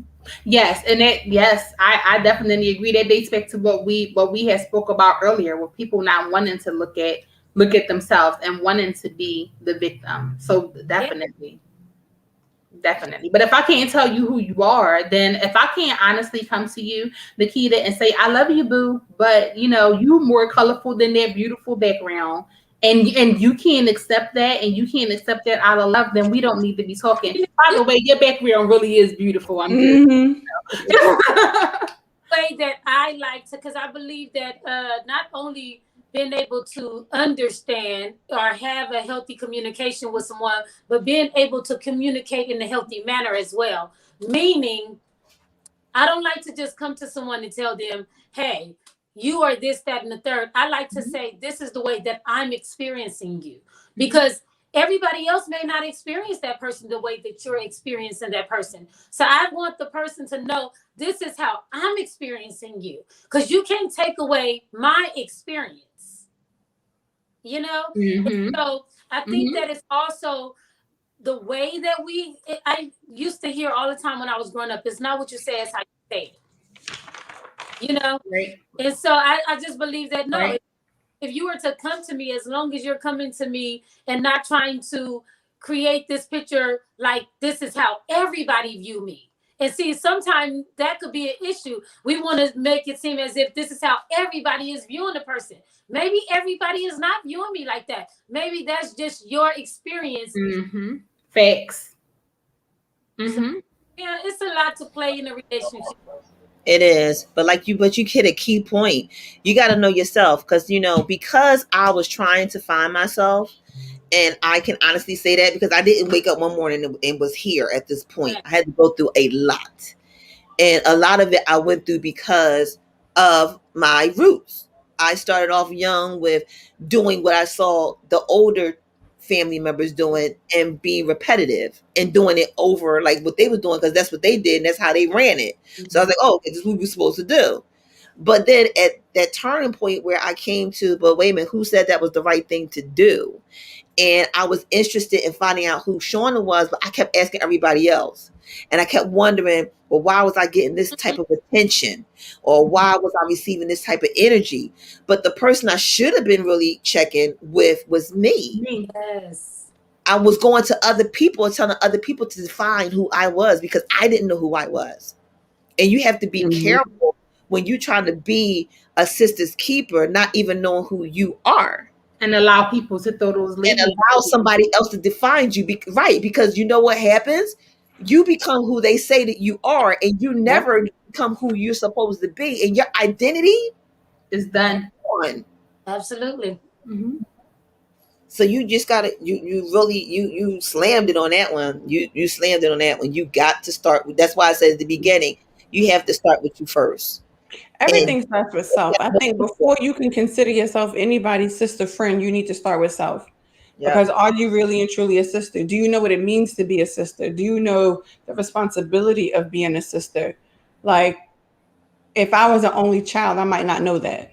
Right. So it might be something that I've always wanted. So therefore, I can enter upon a sisterhood with, men and women, because there are some men, like I got brothers who are not, I don't have any biological brothers, but I have men that literally consider me like to be their sister. And I'm like, yo, that's bro. You know what I'm saying? And you have to know, what is the sibling type bond? What do siblings do? There are some siblings that will tell on you. Right. There are some siblings that will hold. There are some siblings that will let go. Like, you see where she pointed. I'm just letting you know, Val. I'm just trying to tell you, okay? Okay, I'm just trying to tell you where she pointed at. Okay, and she wasn't discreet with her point neither. I'm just putting that out there. Oh, okay, you know what I'm saying? And and you got to be able, because see, and this is the thing that I learned growing up with my sisters. Well, I only grew up with one of my sisters. I only grew up with one sister. The other two I met as an adult. But Jessie would hold until she felt that I was in danger, and then she's not holding. And I had to respect that, right? So Jessie would hold and be like, okay. But then boom, when she felt like I was going a little too far to the left, now I got to tell, because you're going a little too far to the left. Now me, on the other hand, I didn't tell nothing. Quiet as it's kept. I didn't tell, because I was just like, okay, well, we just going, whatever happens, we just going to deal with all of this stuff. You know what I'm saying? But now, granted, she wasn't doing half the crazy stuff that I was doing. So the stuff I was doing, she probably should have told. But, those are the types of dynamics that we have to understand, that as a sister, I might tell you some shit you not going to like. And guess what? I'm not judging you. At the end of the day, I tell every single last one of my friends, I done did some shit. And a whole lot of it. Mm-hmm. I have no heaven or hell to place you in. You don't have a heaven or hell to place me in. But if you're wrong, you're wrong. And if you're right, you're right. Period. That's across the board. You know what I'm saying? My brother will tell you, I gets on him. He actually called me today. You know what? I just have to tell you, because you don't never call just to see how I'm doing. You don't never call just to check on me. I always call to check on you, and you don't call to check on me. He was right, though. I had to take that.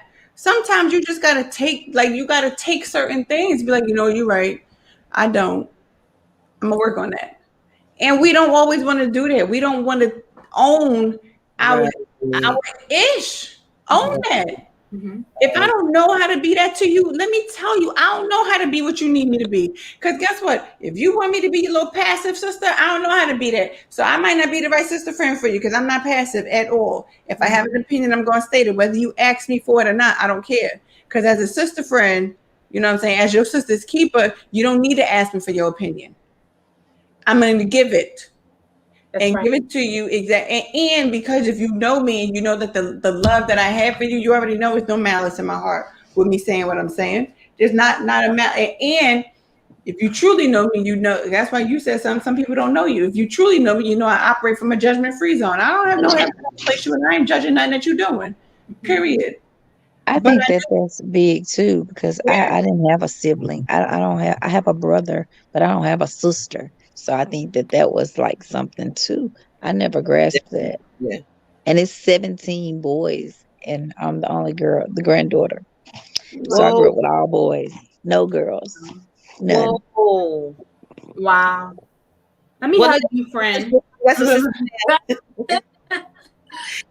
you got sister down. But you know what? Yes. But you know what's another deep thing that we do that we fall into? Trying to make somebody a sister that we know cannot be a sister. That's such a bad thing. I used to do that all the time.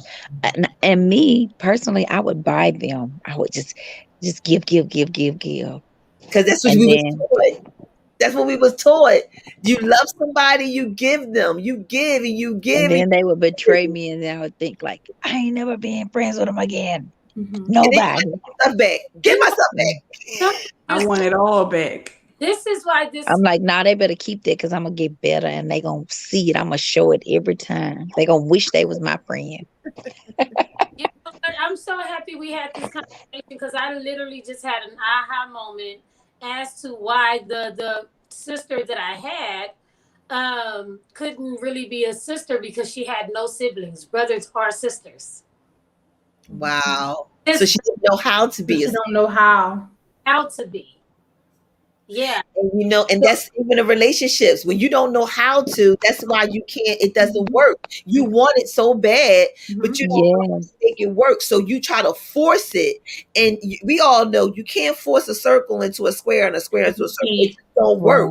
And you got to understand that it just don't work. It doesn't mean that you're a bad person. It doesn't mean that you're not a good sister. You're just not the sister that I need. Or you're not a sister for me. Or you can be able to work it out to the point where y'all can't be within each other, but maybe beside each other. And still work out. But you have to know that part. You have to know that equal medium. You have to know that space. Like if I can't accept direct information, I would not go to Monet for nothing because I know she's going to tell me. So I'm not going to ask her.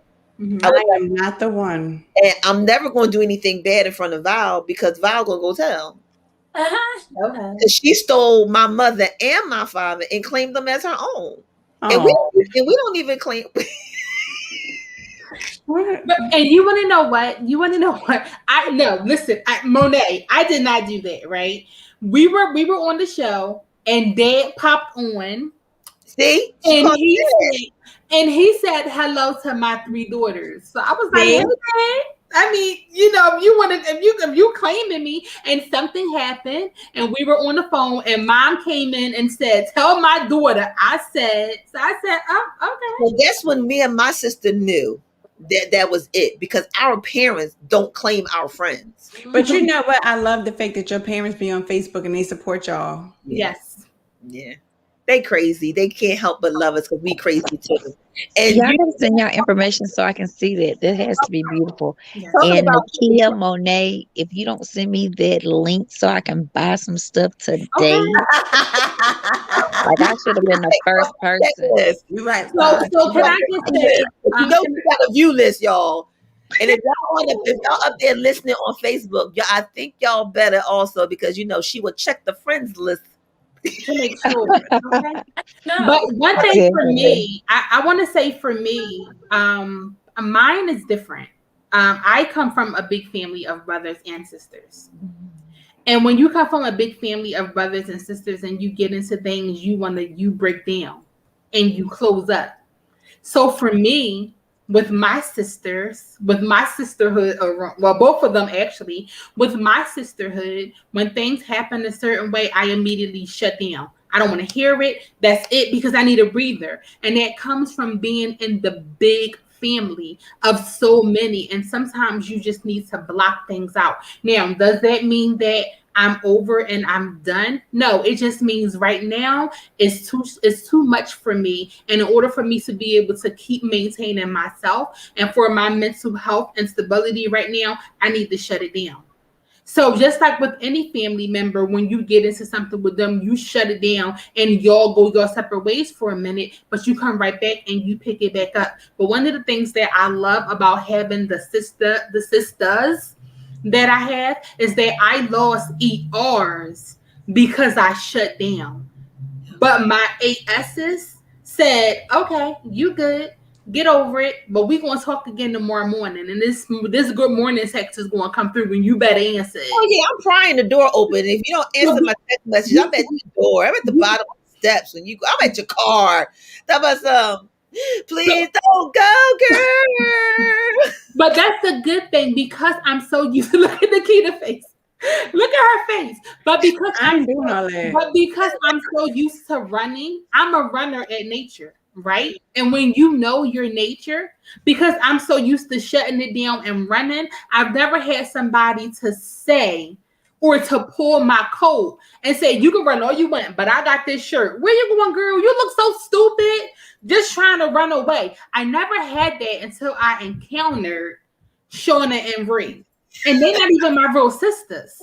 They my real sisters. But they not, blood sisters was like, oh, okay, she's just doing her. Here she go again. Just let her go ahead and do her. Not understanding that at that precise moment, me running away was just trying to gather myself and get myself together. But it was too late to come back because in the midst of me running away, they walked the other way.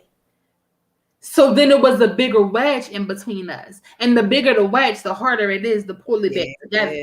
But when you got those sisters, they say, girl, go ahead and run. We just going to hold the back of your shirt while you running. And then when you done because you tired, we going to hug you and we going to go sit down. It just makes it so much easier. So I'm learning, honestly, in the midst of everything that I'm going through because of the trials and tribulations that I have with dealing with Shauna and Rita. And I love y'all so much. Y'all know that. It's helping me so much better in my actual ERs.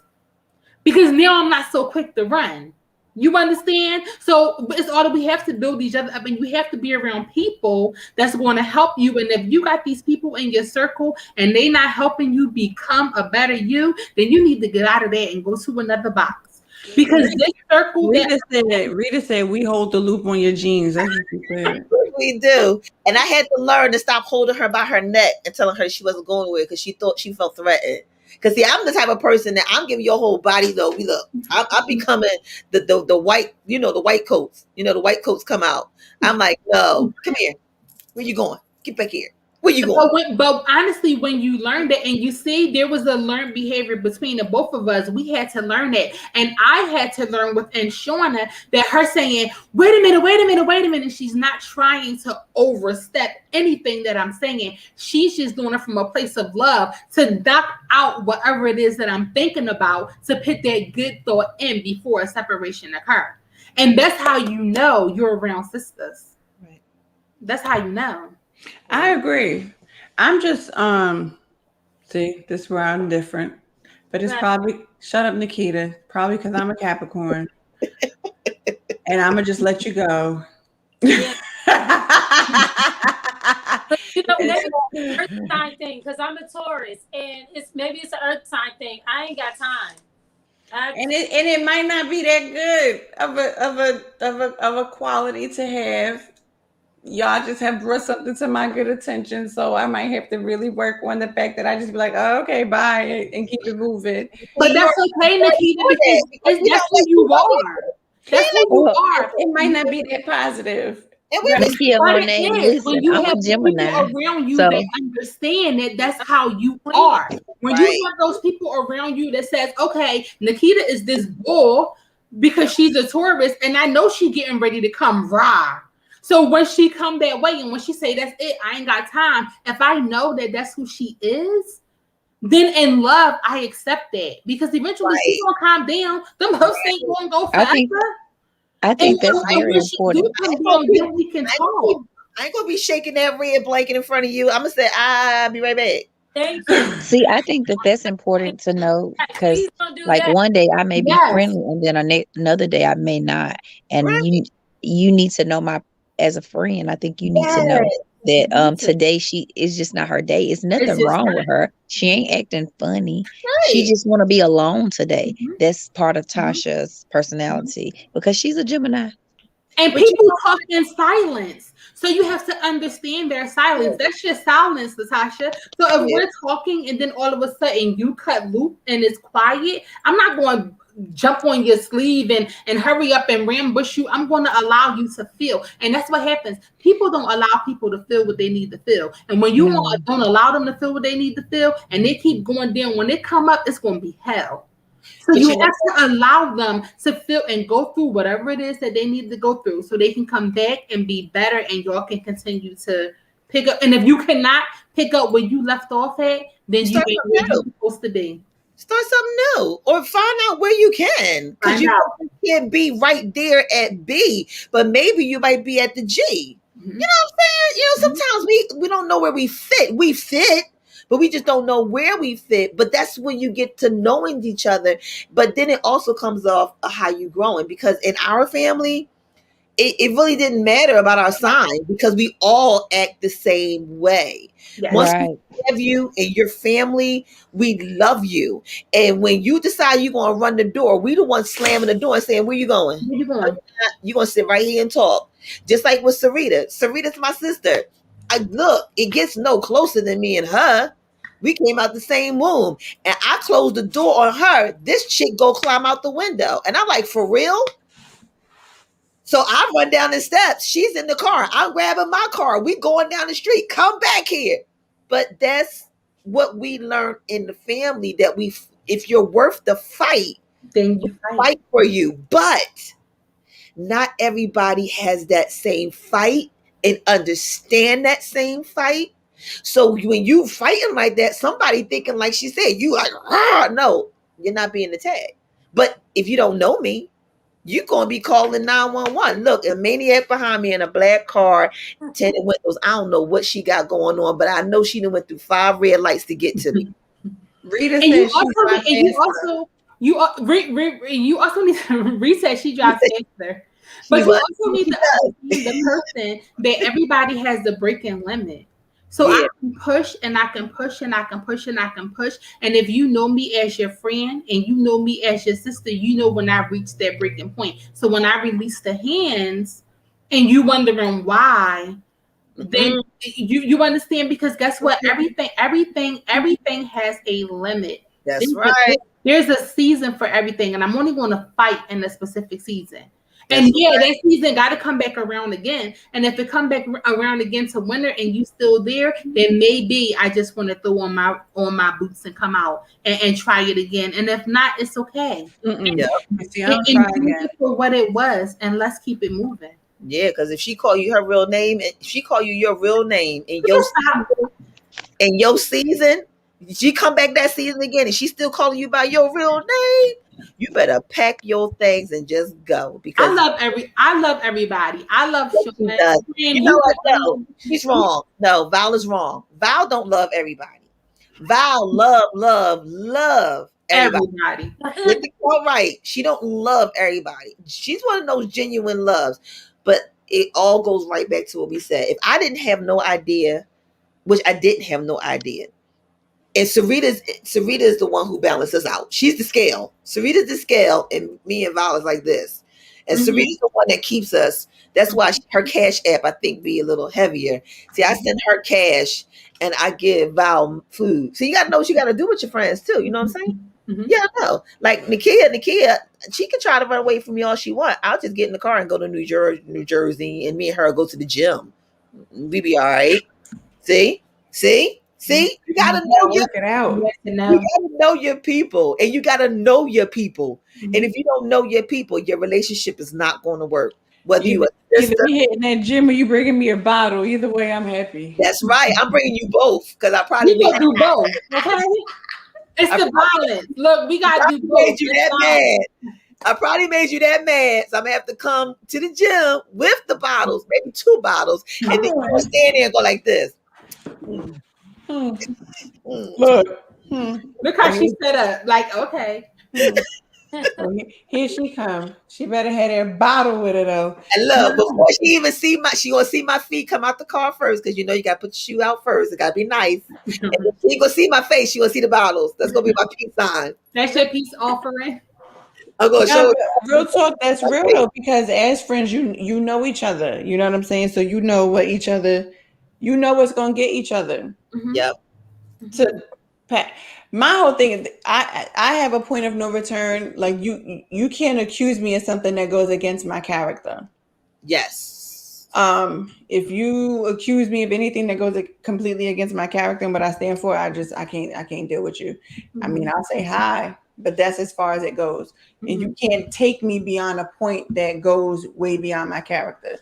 No, and my integrity and stuff like that. Like I just feel that some people try and test your G, and if you test my G a little too far, you went somewhere where you probably should not have gone. Yeah. And then once you go over that level, Let me say this to that. It's interesting because that's how the sister friend that I had, she felt as if I was hidden below the belt of her character because I was experiencing her in a certain manner. Say for instance, just to give out an example, I hope she watches this too. No, and you want to know what? In all honesty, before you finish, I hope she does too.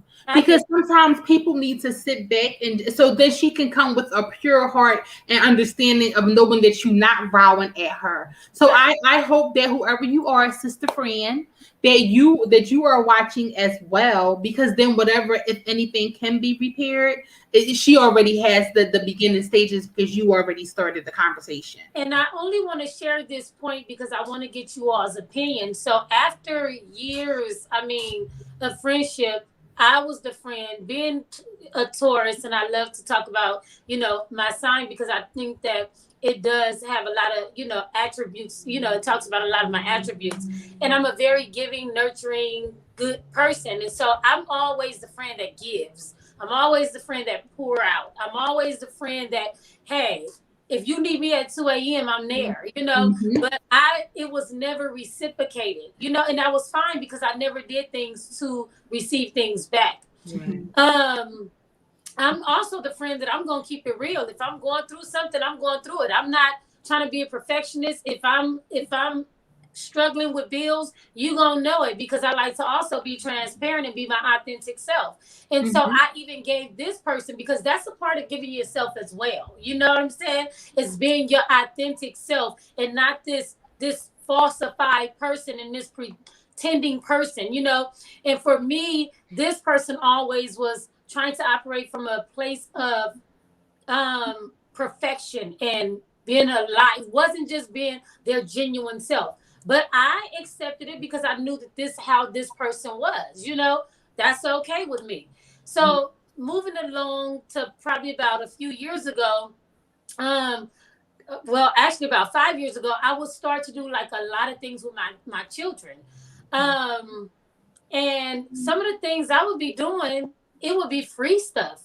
But this person would always be like, well, I have this many children, so I can't do the things that you do, because it's going to cost me more money. And so I would like to take my children on trips and this, that, and the third, but I can't because I have, this many children. For me, it was like, that shouldn't ever even be a response, Why are you responding like that? It's not about whether you can do it or not. You should just be celebrate the fact that I can do it. That's kind of how I felt. So after years and years of every time I would share something or every time I would do something, it was like, well, I would do that too if I could. If I had a babysitter, I can't get that free time. And so I always felt as if I was being attacked because I was able to do things that person could not do. I think she was just bitter. I think she was just feeling there is an underhand and an undertone of jealousy in that, but she was drowning in her own misery because she wanted to do those things with you, because she wanted to experience that, because she wanted to be able to provide for her children and do those things that you did for her children. My mom, like I said, was a mother of 6 and she killed it. She did the best that she could do, but another family member was one of three and didn't do the same, and it became problems because it was my mother thought that we were better because we were able to do more. So it's her own feeling about it's her own feeling about the things that she thinks she cannot do. So as being that sister, I would have just started shooting her emails for free things to do in Philly. But see, let me say this. Let me say this. Since I am that giving person, I would do that. I would even take, if I couldn't take all the children, at times I would take her children. I have taken the children in all types of stuff. And so to go to Nakia's point and why I even shared all of that is because it was, to me, it was like I wasn't attacking her character. I was just telling her how I was experiencing her. And so when my pot had boiled over, I said, you know what? I feel as if you're jealous. You know, I'm constantly hearing you say these things, and it's making me feel as if you're very envious of me and you're very jealous of me. And she felt as if I was attacking her character. And oh, if you knew me and if you were my friend and if you were my sister, you would have known that is not, you know, what I am. And so then I become the villain for experiencing you in a way. And so I'm saying that to say, Nakia, sometimes it could just be that that's how a person could possibly be experiencing you. It's not attacking the character. And I'm not saying, I don't know what you're talking about, you know, in specifics, Nakia, but I know that personally for me, when I was going to a friend, sister, or sister friend, I wasn't going to attack her character. I was going to say, this is how I'm experiencing you.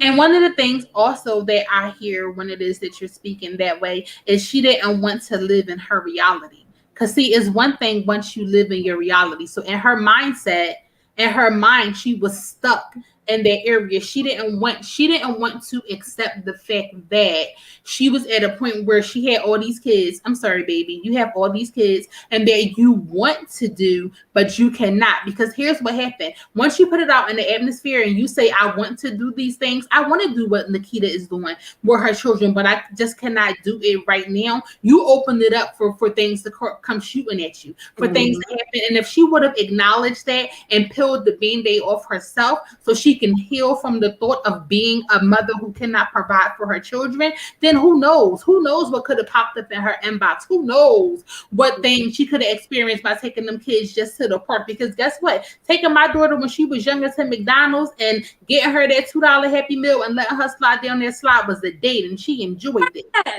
Yes. And that's what I was saying. I would share when I would literally get attacked with these things. I would say it was free, and I just made some sack lunches on the side, and we did a picnic, and you know, it looks elaborate because I know how to make things look elaborate. You know what I'm saying?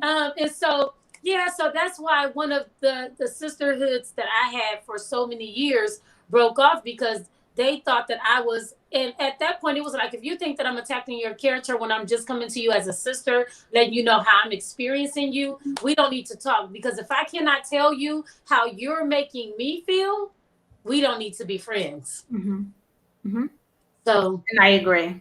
So what I was doing is I was trying to write down notes, because you said a lot of things and a lot of key points that a lot of us, and I say us because I know I probably was, I'm not going to say I probably was. There was times I was here too, but I won't say I was at that level. And I say that because sometimes when you have or desire a need to be in this world, and then you see everybody who's in the world and then takes on your world and do your world better than you, they don't know how to accept it. They don't know how to appreciate it, because now they're having a pity party of, why couldn't I do that? Or why am I not being able to do that? And then at that point, they start picking on themselves and picking themselves apart. right. And then you have some people at that point, they become what we call professional complainers.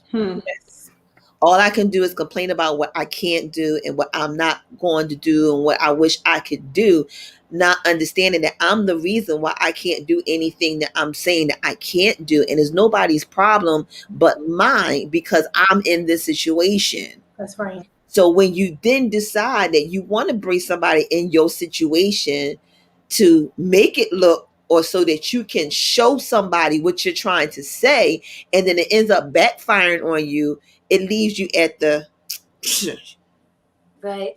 so by you both being at a non-communicational level and unavailable emotionally, Right. you can't understand her, she can't understand you. Now you're both going a separate way, and nobody's in the middle that can say, wait a minute, y'all both kind of saying the same thing. They're saying it at a different level, and y'all both misreading each other, and now y'all both fighting each other. Right. What was supposed to happen was, you can't be me, you can only be you, and you're doing great at what you're doing the way you can. It's a reason why you can't do what you're doing right now, because you need to be doing what you're doing right now. And when it's time for that transition to happen for you, that's going to happen for you. I couldn't be what my girlfriends wanted me to be, but then I was doing some things that some of my girlfriends wasn't doing, because I was divorced with 2 kids and with my mother, and with a paycheck that was not even really reaching to the next paycheck. But I had all this stuff that was glamorous and looked good. Right. So just because everything looked good, because I was able to manage it, or because the way I'll say it, because of the way I wore it, Right. you looked at me as, oh, well, you got it all together. Right. How does she even know that maybe you even felt like, you know what, I want your world.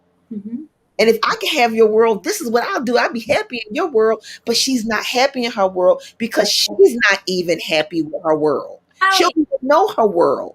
Yeah. So it was until she's ready to accept that conversation and really self-look at herself instead of looking at everybody else and what everybody else is doing, because that's when envy does come in, because everybody else is being able to do it and I can't do it. Or why can't I do it? Or what's wrong with me? Or why is this happening to me? And we rock into that pity party and go under the depression block. Yeah. And that's where she was. And that's why she snapped. And that's why you snapped, because you like, look, I'm trying to help you.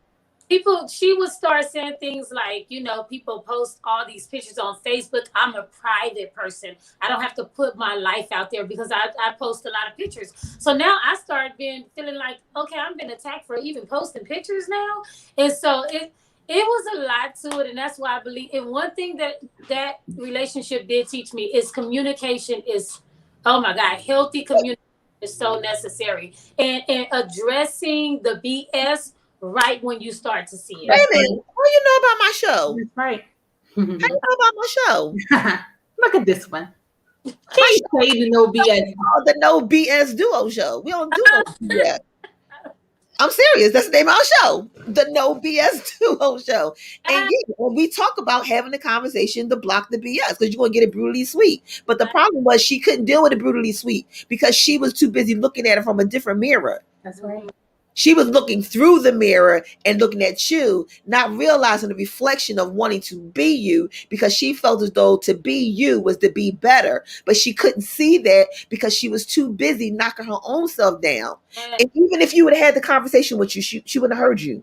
That's what I was getting ready to say. I was going to say, even if you had that conversation with her and, you know, and told her exactly where you were and told her exactly where you were on the inside, because of how she see you on the outside, because everybody thinks that just because it's glitter that it's gold. They have no idea what it is that we go through and what it is that we've been through and how we're still keeping our head above water. They already feel like we have already arrived. And it's like, sis, I'm still on the same path as you. But see, here's the thing. If you can't understand that I'm still on the same path as you and that I'm walking side by side and not ahead of you or not behind you, kicking you in your behind, then maybe we shouldn't be here because you're taking too much from me. You're taking too much from me. And when you allow people to keep pulling from you and you don't have nothing, who's going to fuel you and who's going to fill you? And then how are you going to be there for your children? And how are you going to continue to look the way that you look to let others know that even though I'm going through this, you can get through it? See, what happened was,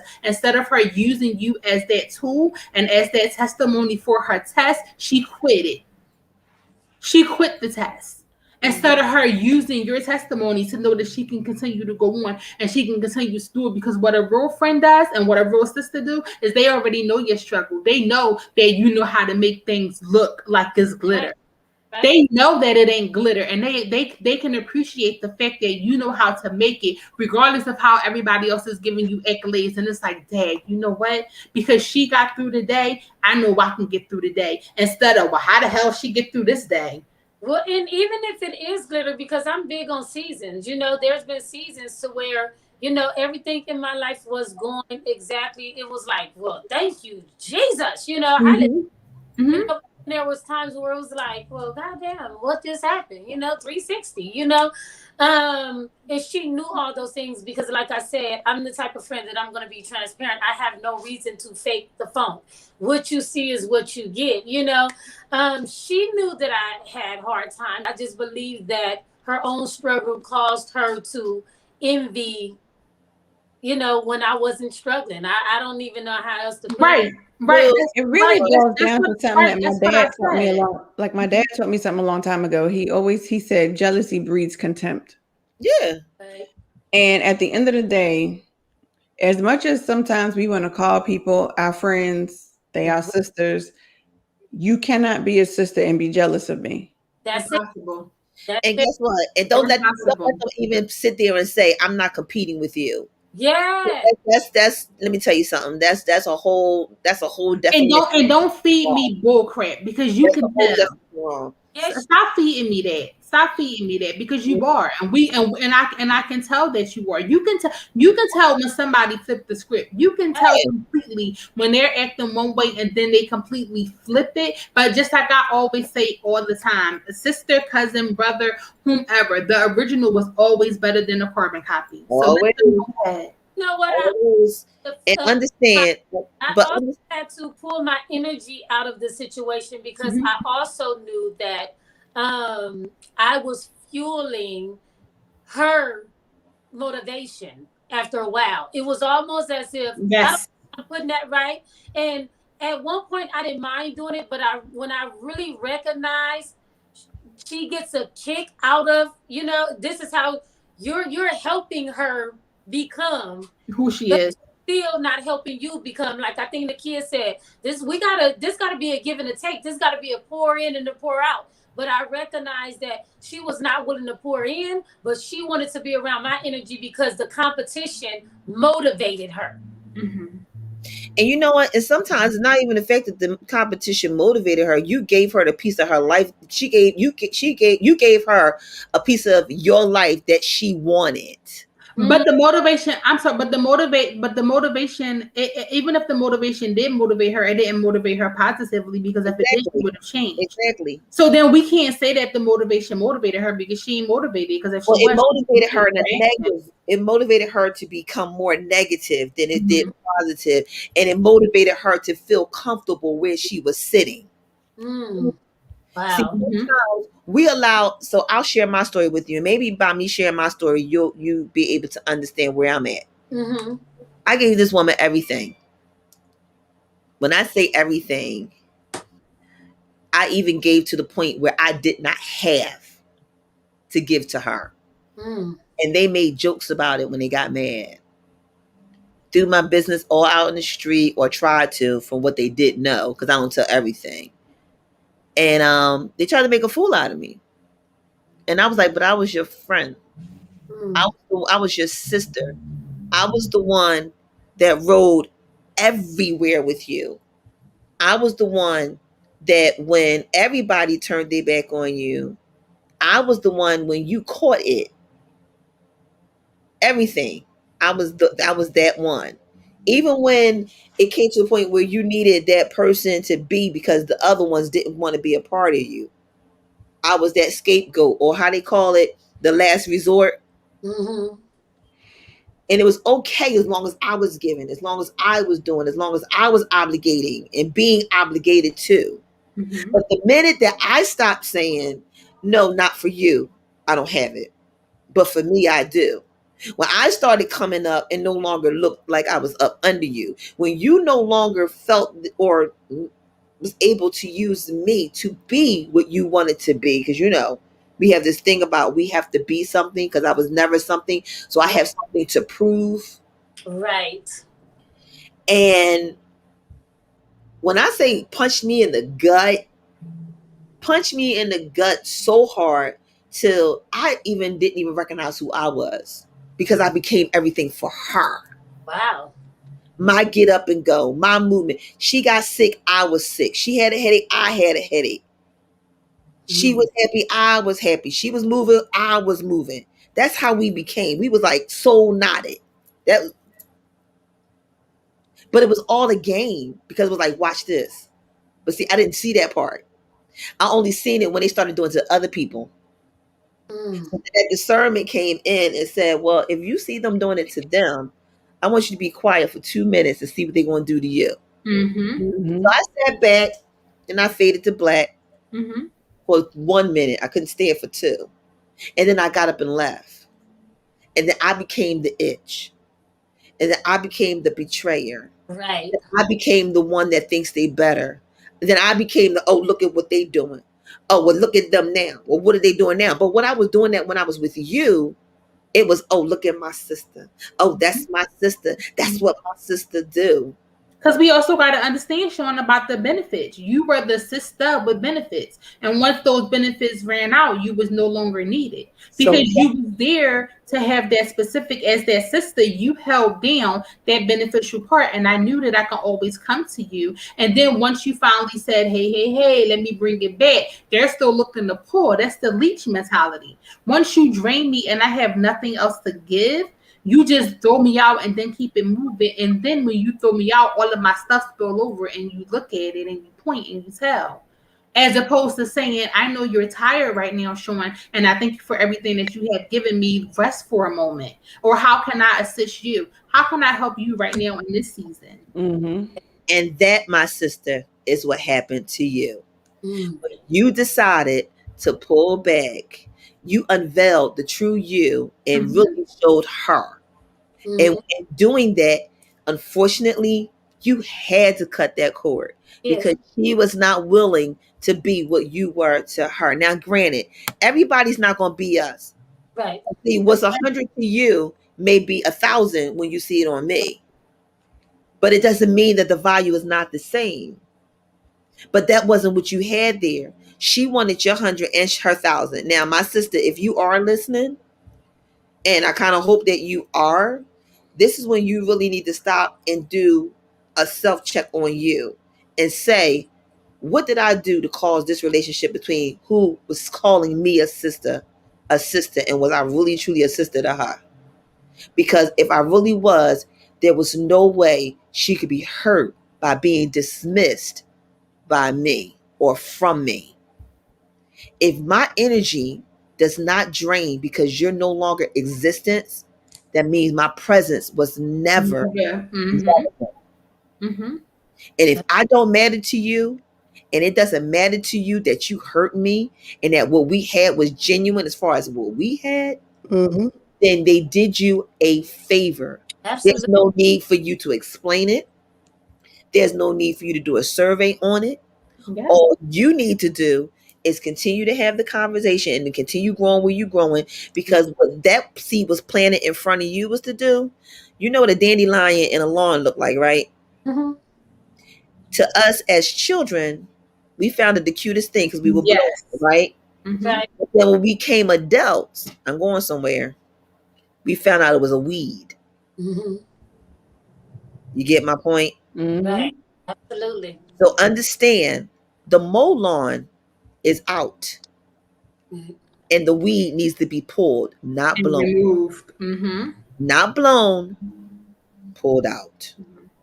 So by you pulling that weed out of your grass, my sister, may your grass continue to be healthy. If she really wants to really be what she truly needed to be in your garden, tell her she needs to sit down and take her weed effect out and reevaluate her mind, transform her mind, believe in herself. Yes. Not be somebody else. That's right. Herself. Love on herself and love on her children, because what she's doing is she's creating another set of her. Yeah, I was getting ready to say the same thing. It's going to go on, and those kids are going to do the same thing, and they're going to, and it is not going to stop. The generation she created a new generation, a new generational curse. And if I can add to that really quick, and I know I'm gonna get off of here, I have to get my children in a minute. Is that it's so important to excuse me, make sure that when you're having these relationships and sisterhoods, do anything that you can to pretty much keep jealousy out the mix. Because once, I don't care if it's a hint of jealousy, if you cannot be open and honest about it, because maybe sometimes jealousy happens. I don't know, because I don't operate from jealousy. But even if it happens, being able to be honest enough with yourself and your sister enough to say, I'm going through something, so this is how I'm feeling. And so you won't make your sister a prisoner, because even I started to feel as if, well, maybe I shouldn't post that because she's going through this, or I want her to feel like this, or I don't want to seem like I'm just trying to rub my life in her face. So now it binds me. You went into bondage, and you want to live free, right? And so really having these, sometimes it's hard to sit and say, sis, I love you and I really, really celebrate you, but whatever I'm going through is causing me to feel a little envious. Let's talk about this. And I wouldn't know how to, how that would hash out, but I think that those conversations are very important amongst women in general. But you know what? I'm sorry, unfortunately, and this is me being honest, not everybody's willing and ready or even mature enough. I won't say mature to have the muzzle off. Right. Absolutely. They're not going to do it, because nobody's really going to really sit there and self-check themselves, especially when they're wrong. They rather point the finger and say it's them, someone else, than it says themselves. But again, it goes right back to what we told Robin earlier. All that did was to try to stop you from somebody being able to be blessed by you. Right. People are supposed to see us in and out of season so they can know and get hope. That's right. So you don't stop posting your pictures because somebody else wants to have their impression of what it is. Right. Guess what? You know what it is, and God knows what it is. Everybody's going to tell you what they believe their perspective is going to be. It's not always be right. Right. What's the problem is it? It's personal at that point. So if they want to say, oh, there she go again. Okay, but then somebody else is going to say, thank you for doing that again. Absolutely. And you keep posting your pictures, because guess what? I do. And they talk about me all the time. I know they do. I do as well. Yeah. But you know what? It's not for them. Everything we do in life is not for us. Right. It's for somebody else. This right here, all of us coming together, this wasn't for us. No, this was for me, beloved. Well, that's why I fed off for this. That's why it wasn't for us, because you were blessed by it, but you always a blessing. Same thing for me, because I got to know more about my sister that I didn't know. She didn't change my name from an ER to an A. What? Come on here, okay. But and see, I could do that out of love with her, because she know I'm gonna break the monotony. She know I'm crazy, but I'm a good crazy. I'm not the crazy that need meds, even though some people may say I do. But guess what? That's personal. That's personal. Everybody needs that, because when God created me, I'll tell anybody, and I'm not rushing the day. I'm not rushing the day. So if I close my eyes tomorrow, I want y'all to tell everybody on my timeline, she wasn't ready. She was just being obedient. Okay? I'm not ready. But when I do get up there to go see her, I'm going to say, you know what? Why'd you make me a comedian down here? Just so you can look and have a break and laugh every now and then when you were dealing with problems on this earth. Is that what happened? You wanted to really see what was going on. When you had those bad days, you said, now watch what I did to Shauna. Look. See, look, I gave her that. She crazy. Okay. All right, let's go back to that side. Okay, on South Street. Put a red line. No, you right here. You come on up. It's time for you to go to sleep. Come on. That's probably what happened. I really believe that's why he created me. I say that to say, you don't know why God created you to have the season that you had. That's right. And if you're not in your place, in your season, somebody who's in their season walking up on your season that needed to get that key to get through their season is going to miss it, because you let somebody stop you from being in place in your season, whether it was good or bad. That's right. Yeah. That's right. It. All right. Closing remarks, y'all. Shoot. That was mine. And before that, that was mine. Really? So did I just sitting here like, what, really? Like, no, so my closing remark, honestly, is that I'm just so grateful for this, because even though we were all set on, first of all, if you're giving a testimony and you're saying something, if it doesn't feed you, then you ain't giving it correctly. So I'm so grateful and I'm so happy that you ladies allowed me, that friend, you allowed me to come on here and that we spoke about this, because it opened me up more to let me know, one, I am on the right track to becoming who I need to be, and I still have not arrived, and I don't want to arrive, and I'm so happy that I'm able to still work on myself.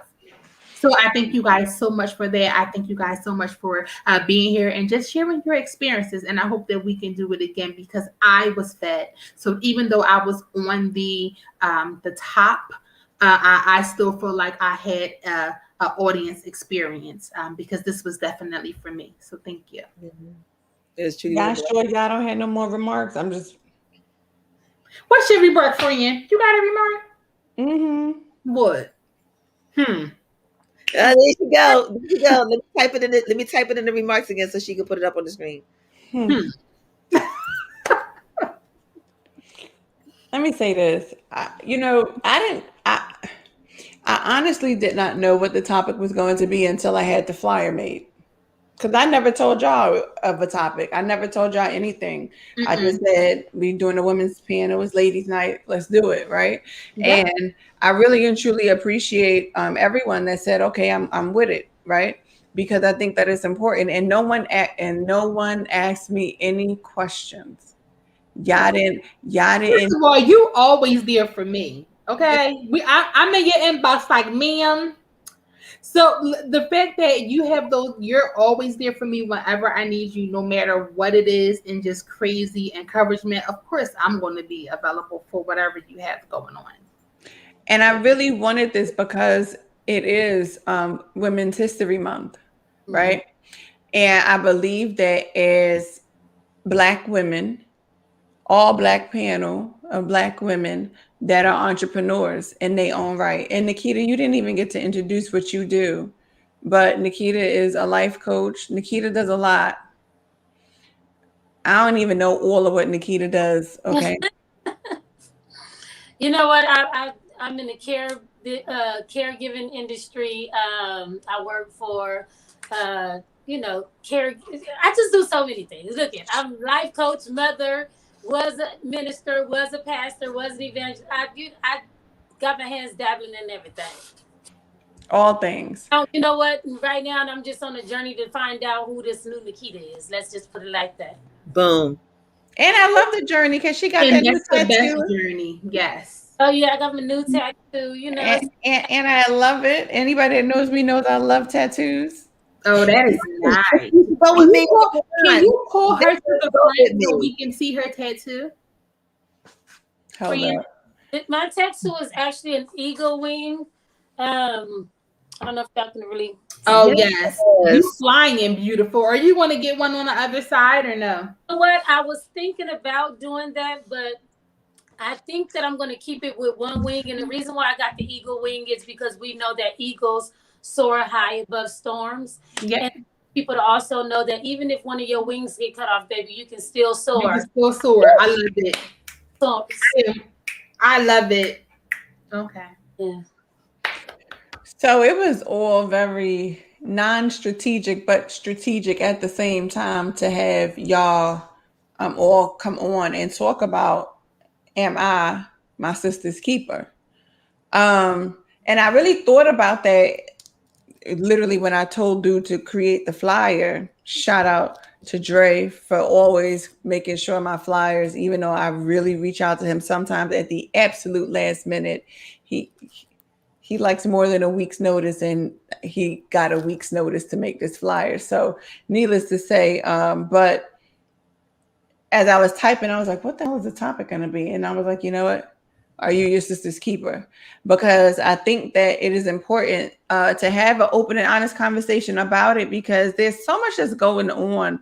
As y'all, anybody that follows me on Facebook, y'all know I throw out questions. I throw out statements, right? Whether you catch it or not, whether you agree with it or not, I throw it out there because I believe that it's important to understand the mind of people, right?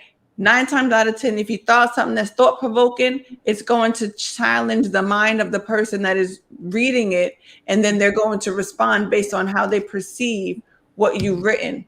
Mm-hmm. And what I do know is that there are a lot of people that truly do not fully understand the Black woman. Mm. And then there are a lot of Black women that truly do not understand the Black man, right? So like when I did the men's panel, it was to open up the dialogue. We need to understand how each other thinks. Mm-hmm. And part of a man understanding and learning how to love a woman is understanding, is she her sister's keeper? Right? Because those are some of the those are some of the relationships that we hold dear to us. So it's a way for a man to begin to understand, how do we think? How do we love? How do we relate? Right? Because at the end of the day, we're all carrying on a bunch of different relationships with a lot of people. Mm-hmm. And one of the closest relationships that women have is their sisterhood. Right. And so that's how a man can begin to see a woman, is through the lens of her sisterhood. And if we don't know how to be a sister, you 9 times out of 10 ain't got the slightest idea on how to be a wife, how to be a girlfriend, how to be even a friend. Because I am very leery of women that say, I ain't got no girlfriends, I got all male friends. Something's wrong with you. Deep down inside, something's wrong. You're not your sister's keeper. And why is that? Why do you not relate to who you are? So I think that it's important to have, because for a woman to not be able to relate to who she is, that's a woman that doesn't even know who she is. So it's important to have these types of conversations, because now that's why I said, what does that mean to you, sister's keeper? And how do you then internalize sister's keeper? How do you embody the sister's keeper? Like, I know for myself, quiet as it's kept, I probably have one of the hugest hearts out there. I just have a big wall around my heart, because if I allow you in and you do something, I don't know what I might do to you at that point. And I'm just being honest, because I'm in a different season in my life right now, to where I don't have time for people to get close just to stab. I don't have time for you to get close just to cut. Because if you do that, then I don't know. I'm not going to like you. I'll just say it like that. That's the nicest way to say it, right? I'm not going to like you. Mm-hmm. And I think that a part of us understanding now, I'm 40 years old. Ain't no way in hell I'm arguing with a grown ass woman too. I'm also not arguing with a grown ass man neither. Period. I don't have time. That level, I got a job. And then on top of that, I got a job. And then on top of that, I got a job. And I got a job on top of that. So at the end of the day, if you can't bring peace into my life, you have no place. Absolutely not. And I think that's important, right? Because at the end of the day, the relationships in which you carry should bring you peace. The relationships, even outside the argument, everybody gonna argue. Everybody's not gonna agree. But at the end of us not agreeing, is there yet and still peace? Is there still understanding? Is there still love? Is there still appreciation? Is there still adoration? Is there still all those great things? Is all of that still there? Because if all of that's still there, then all right, cool. Just go over there for real quick, and I'm gonna be over here, and I'm gonna make me my good Monet's Marnier and be happy, and then I'll talk to you later. You understand what I'm saying? Mm-hmm. That's how I feel about sisterhood. I don't need to talk to you every single day. I have my one friend. She lived down in Georgia. I do not speak to her every single day. We probably talk once every 3-4 months. But when we talk, that's still my sister. Mm-hmm.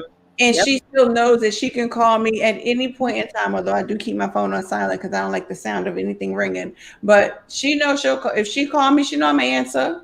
Mm-hmm. And that's anybody that's close to me, just like Val said. Val, no. all you gotta do is inbox me. Are you busy? Because I need you to come on my podcast. Okay, no problem, girl. What we talking about? Let's do it. Right. But can I say that? Let me answer this real quick. I knew she had something else to say. Go ahead. Let me say this real quick because I don't think that sisterhood always entails, we hanging out every day. You got my number, I got your number, you calling me up. Because I think that we have a sisterhood. You need me, I need you. Because I also do a little talk show as well. Not a podcast, but just like a Facebook Live thing called Church Talking the Naked Truth. Nakia has been on my platform many of times. When I call her, she's a sister and she's there. Girl, I got you, Mm-hmm. Anytime she asks me to be on her platform, I'm the same. So I believe that sisterhood is even in that form as well, to where even if it's a social media sisterhood, as long as if you ever reached out to me, I got you. Right. Yeah. And Look. so and let me touch on two more points. Even when you say that if a person doesn't have a female doesn't have friends, sometimes you have those friends within your own families, your sisters. Me and my daughter, my oldest daughter is 23 years old. She'll be 23 next month. She is my friend. I'm teaching her what real sisterhood, motherhood, friendship, that bond look like, because sometimes we can only be mothers, and it's like, no, I have to show her how to be a friend as well. In the Black community, they tell you, you're not her friend and her mother. No, because she won't know how to be a friend unless I show her how to be one. Mm-hmm. And then another thing, relationships. We have to be very careful with the relationships that we try to just nurture. Because relationship, I always look at relation and then the ship part. Ships get you to your next destination. What ship are you willing to be on to take you to your next destination? Woo! Know that Jonah got on the ship. Come through now. Come through now. Come through. Adam was about to sink. Mm-hmm. And so you better watch the ships that you're willing to take. That's right. I don't be taking all them ships. I'm letting y'all know now. Because it look good. I get on this ship because she be going out of town because she be doing this, and we can go have a couple of drinks together. Yeah, you'll be shipping and sinking with. Okay. Wait a minute. I'm gonna ask you. Did she say she was a preacher? She was. I believe she just. I think she just the text. She just been awakened to some truths. Yeah. Doesn't sound like she get ready to go to church on us, y'all. She was in a foremost sense. She still is in the spiritual sense. How that sound? Yeah, how about that? How about that? I like that. Yeah, I like that. Yeah, because that's what I don't think. Because that's a whole. Nikita, we're gonna talk about that. Yeah, come on up out of retirement. Look, and like you said, it is the social sisterhood, and like Val's our backup. Val and my sister, we're on Sunday to Sunday. We have a show every night. Yes, they do. And on Tuesday nights, we have two shows. We give the room to the men, and the men run the shows on Tuesday nights. And there's times when I can't get there or my system is not working right. Val pops right in and start engineering, or Sarita pop right in. Or if I pop out, she'll pop in on the show and be like, hello, everybody, how you doing? And we keep it going. That's that social sisterhood that says, when I got your back, I say I got your back. When I'm going to be there, I'm going to be there. Even when you don't think I'm going to be there, I'm going to be right there. Absolutely. So when you wasn't on before, I was like, Shauna said I could do this like this, but Val was like, what you trying to do, Nikki? Well, here's what I'm trying to do. Girl, y'all know this here. But this is what we do. We help each other out. We give each other information, and we help each other to grow. Right. You know what I'm saying? We all doing the same thing. Right. We're all in broadcasting, and we're helping. Believe it or not, this all was created to happen because we had to. We're the ones who talk. Right. That's right. The women talk. We talk. Yeah. We talk it out. So the biggest problem going on right now is what's going on in this world. So what were we going to do? We were going to take this time and say, all right, look, since you're sitting there, we got some stuff we need to talk about before. Mm-hmm. So let's start talking. And we all started creating Who am I to say I'm going to have the only podcast? Not me. Hey, come Who on. was I going to be to say I'm the only one doing this? No, not me. Hey. We all doing it. We are doing it. And you win, we all win because it's about what we need to do. Yes. It's not it's the W. It's a W. It's not turned upside down. It's not ME. Get it right. Turn that right on back But up. you want to know what? But you want to know what? That's the problem, and you know that's the and that's the problem. So one of the reasons why people don't feel comfortable with just jumping in and just helping and just being the help me to do things is because they want it to be a me and not a we. You understand? Because I would not have ever been able to jump in and help engineer if you didn't say, "Come on, Val, let me sit you down and show you how to do it." Or if you didn't need rest and slept and I had to run my own show. Those things were meant to happen so it can get to the point to where you could say, "Wow, the system's messed up," and I can say, "Go ahead, I got it." I had to feel comfortable for me to be able to say, "Okay, this is what I'll do. I'll step in for you." But you had to be comfortable enough to say, "This ain't about me. She ain't gonna take over and start her own little StreamYard show." So I ain't gonna show her. And guess what? And even if you did, guess what? But because of the heart, who will not hear me can hear you. Because everybody don't feel that way. Guess what? You understand what I'm saying? Problem. And that's the problem. That's what we do. And people need to understand that. Everybody don't want to hear Shauna talking. Everybody don't want to hear about talk. But see, you know what? When we get on platforms like this and we all come together and we're all in the same lane in regards to this, it shows, you know, how we can get together, collaborate, and say, "Hey, sister, I celebrate you," even though we all in the same lane. That's right. I'm just trying to test out this camera. That's all. I don't be knowing. Oh, look. I was like, wait a minute now. Is she telling us to end the show? Was she giving like signs? Throwing up signs? You get up signs. You know what I thought she was gonna say? I thought they ain't had no more final thoughts. Look at her. Look at her. That's what I thought she was doing. I was trying to figure out how to do the little Hollywood squares. It ain't working. It's okay. It's fine. Damn camera. All right, I'm gonna show you the right camera to use so that you can do this. Well, see what I'm saying? Give you ladies podcasts and shows I would love to watch. Look, yes, definitely. I'm gonna send you the link to this. To the No BS. I'm gonna send that. I'm gonna send everybody that we're going. I'm gonna send y'all the link to their page because they do be live 7 days a week. They got shows. 7 days a week. I caught the men yesterday. The men was on yesterday afternoon. Right afternoon. Yeah. The men is on Tuesdays. Wow. They on Tuesdays. The first and third Tuesdays of the month. Hopefully they might run it to the point where it become every Tuesday because when that vision was written. Well, there's one show that comes on every Tuesday night. That is Touch One Zone. Yes, Touch One Zone. And he is a whole crazy one. With a seduction zone that hits, honey. It gets you in the mood. Kind of reminds you back in the day when you was waiting for Tony Brown to come up with the rocket because you know you about to have a little sorry. You are a mess. Another beautiful.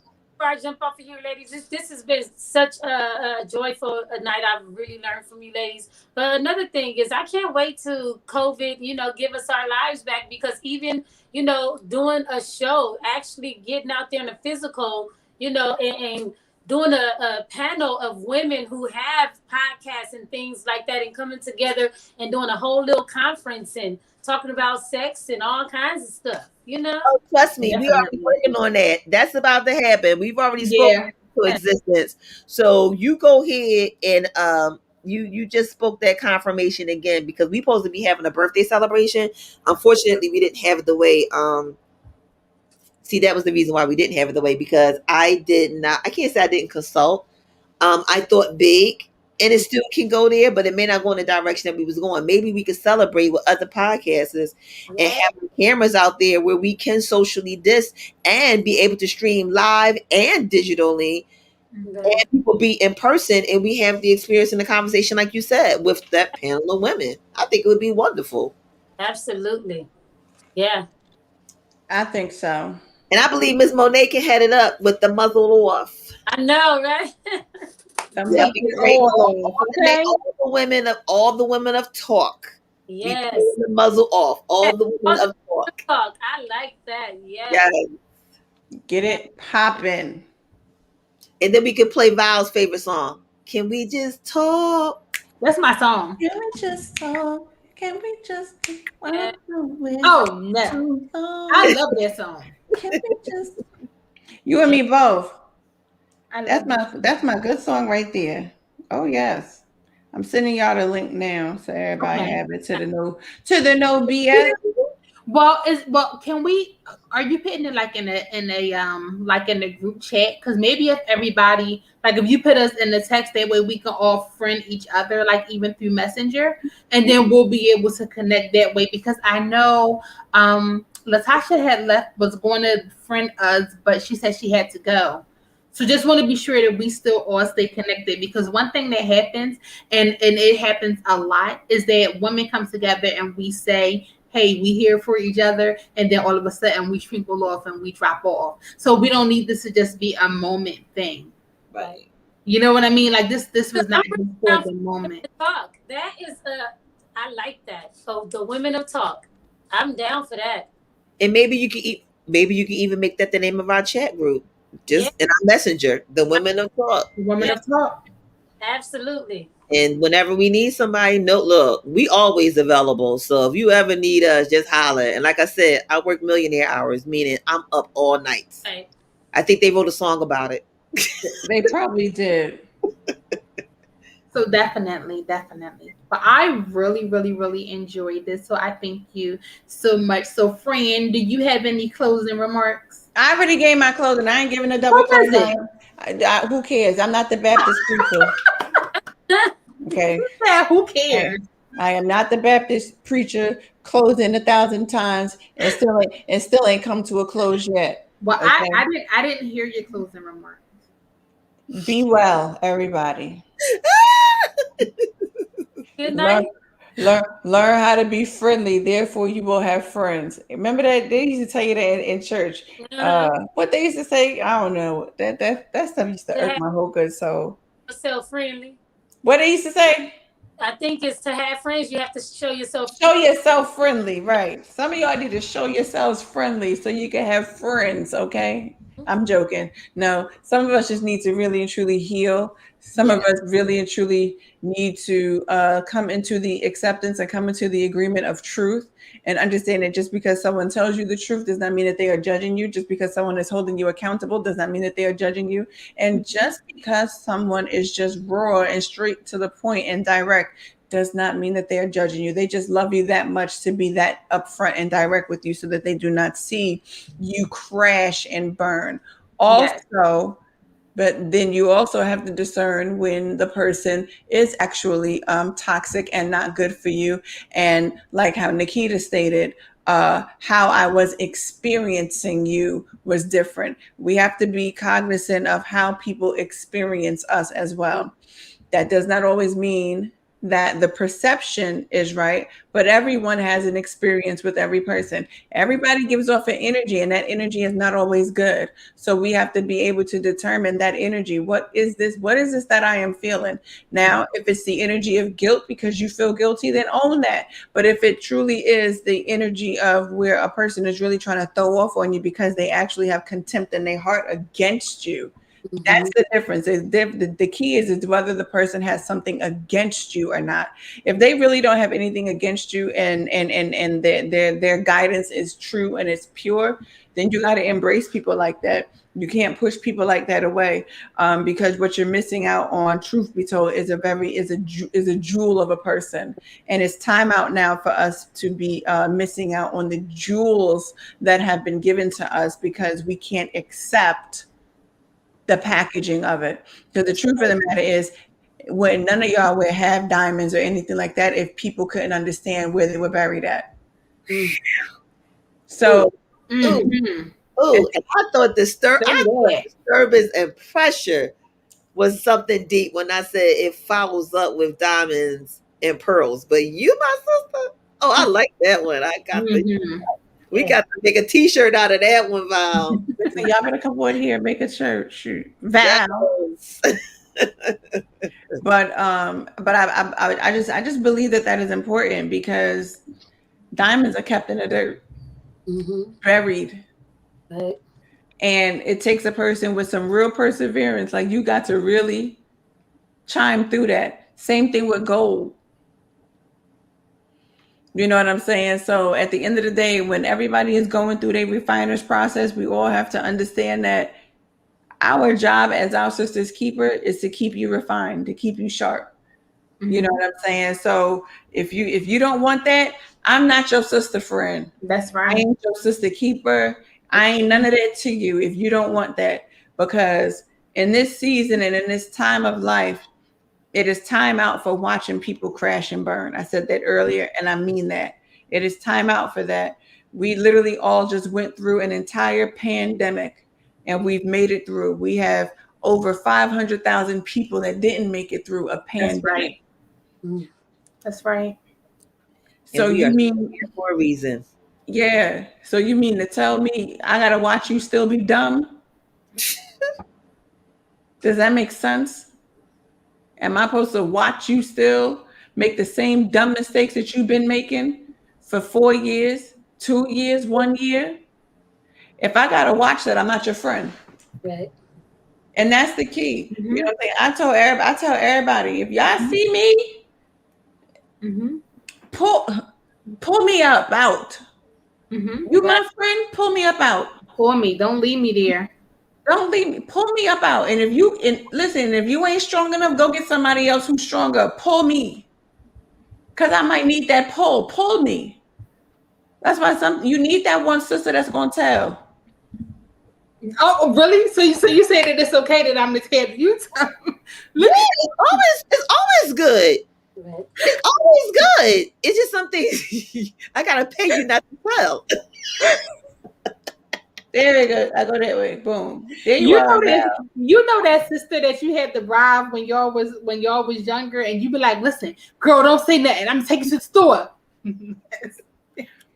But look, she ain't got a cheap store. I gotta take her all the way to South. We have to go see a whole performance and eat. What a drink. If you want to keep me quiet, you gotta do me right, okay? Mama don't want no quarter chips from the store no more. I done moved That's a up. hot mess. Let me say this. Y'all, yeah. Well, if you bring me about a grandma, I might be quiet. Okay, we got you. I might be quiet. So here's what we're gonna do. We're gonna have the ladies again. Same way how I did with the men. I did a regular show with the men, and then we did After Dark. Y'all know with After Dark we get real raw, real stuff. And so we're gonna do After Dark. It's gonna be the ladies edition for the After Dark because I just think that it's important for us ladies to the same way how I ask men certain questions after dark, I'm gonna ask the ladies certain questions after dark, you know. As long as I can put my disclaimer out and protect my peace, I'm okay. She's so stupid. We will make sure your peace is protected. Your peace shall be still. No, it don't be still, but Lord. She's so stupid. But we're gonna do After Dark. So just y'all be ready for the after darkness of the questions because it's gonna be because I remember you said something about that. Yeah, we're gonna do the ladies After Dark. I think it's going to be fun. You already got that dimple that nobody know I have showing. I gotta put my knuckle in my face. So get ready, ladies, because we going After Dark. So y'all know After Dark is always on Fridays around 9-ish, somewhere around there. Y'all know. So or whatever time people is available. But we're gonna do the ladies After Dark, and we same way how I got y'all men. We're gonna help the men understand what the hell we like and don't like. Okay, that's gonna be fun. Yes. Yeah, it is, because the same way how they told us, you know.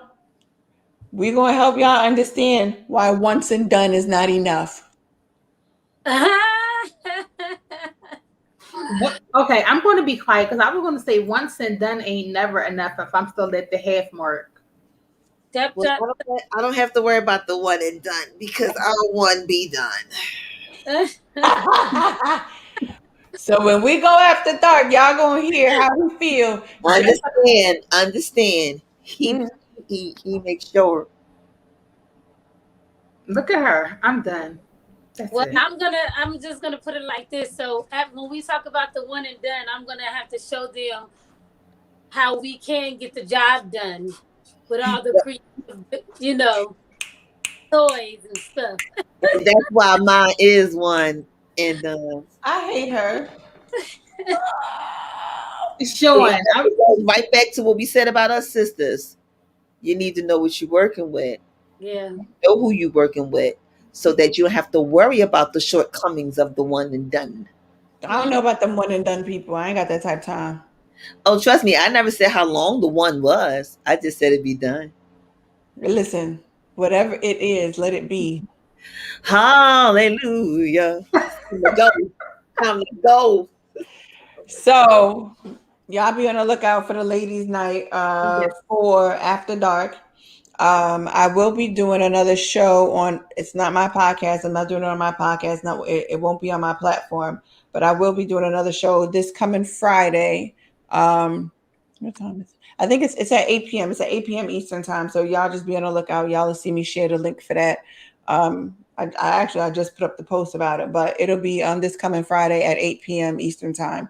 This coming Friday, like in Thursday, Friday? Yeah, this like the Friday. 19th? Yeah, the 19th. Okay. Yeah. So we'll just come right after our show, right, Val? Yes. Okay. Oh, okay, cool. So we just having an open and honest conversation about charlatans who pray. And the reason that we are doing it is because it's actually part of a book initiative that I'm actually working on. Because number two. Girl. Okay, number two. Okay, that one might be like, it's a lot going on. That's why I be telling people, I work and then I work and then I work and then I work some more. I got, we keep ourselves busy, but I think that it's important that we stop acting like spiritual abuse is not a real thing. And I think that it is important that we stop or church hurt. A lot of people call it church hurt, but it really and truly is spiritual abuse. And I'm just tired of us shying away from a conversation that needs to be had. And then we'll be back on the Muzzle Is Off podcast next week, Wednesday. I don't know what we're doing next week, Wednesday. I haven't really quite figured that part out yet. And then the following week, I'm going to have another female entrepreneur on that has a really awesome story, a really dope story about her life. And then on top of that, she has a dope clothing store that I just happened. Anybody that knows me knows I happen upon people, and I just happened upon her store in the Livingston Mall out here. I was going into the sneaker store to pick up some sneakers, and I saw her store, and it said God is great, and I'm like, well, I can't bypass a store that says God is great and not go inside, right? So, of course you got to go inside, and I had to get a hoodie and all this other extra stuff, because that's just who I am. Well, let's just talk about the outfit itself, because I saw it and it is so bomb. It is. I loved it. She was like, so you just gonna get the hoodie and the hat? I'm like, yeah, I got a match, girl. I got a match. Then wore it to the gym straight matching. You understand what I'm saying? Right. And she literally has a whole store inside of the Livingston Mall. Her name is Lunic. Y'all can follow it on Instagram. God is Great Apparel. Lunic the Messenger. She's on Instagram. But I just think that the apparel is dope. It has a really dope message. And her story, to understand her and understand her story and to understand the clothing line, it all goes hand in hand. So I just think that it's wonderful. Like, she's putting out new, spring, summer colors. I just think it's great. And I wanted to interview her. I just believe in interviewing everyday people doing everyday things, and people with a story. We all got stories, and it's time for us to tell them, whichever way we're going to tell them.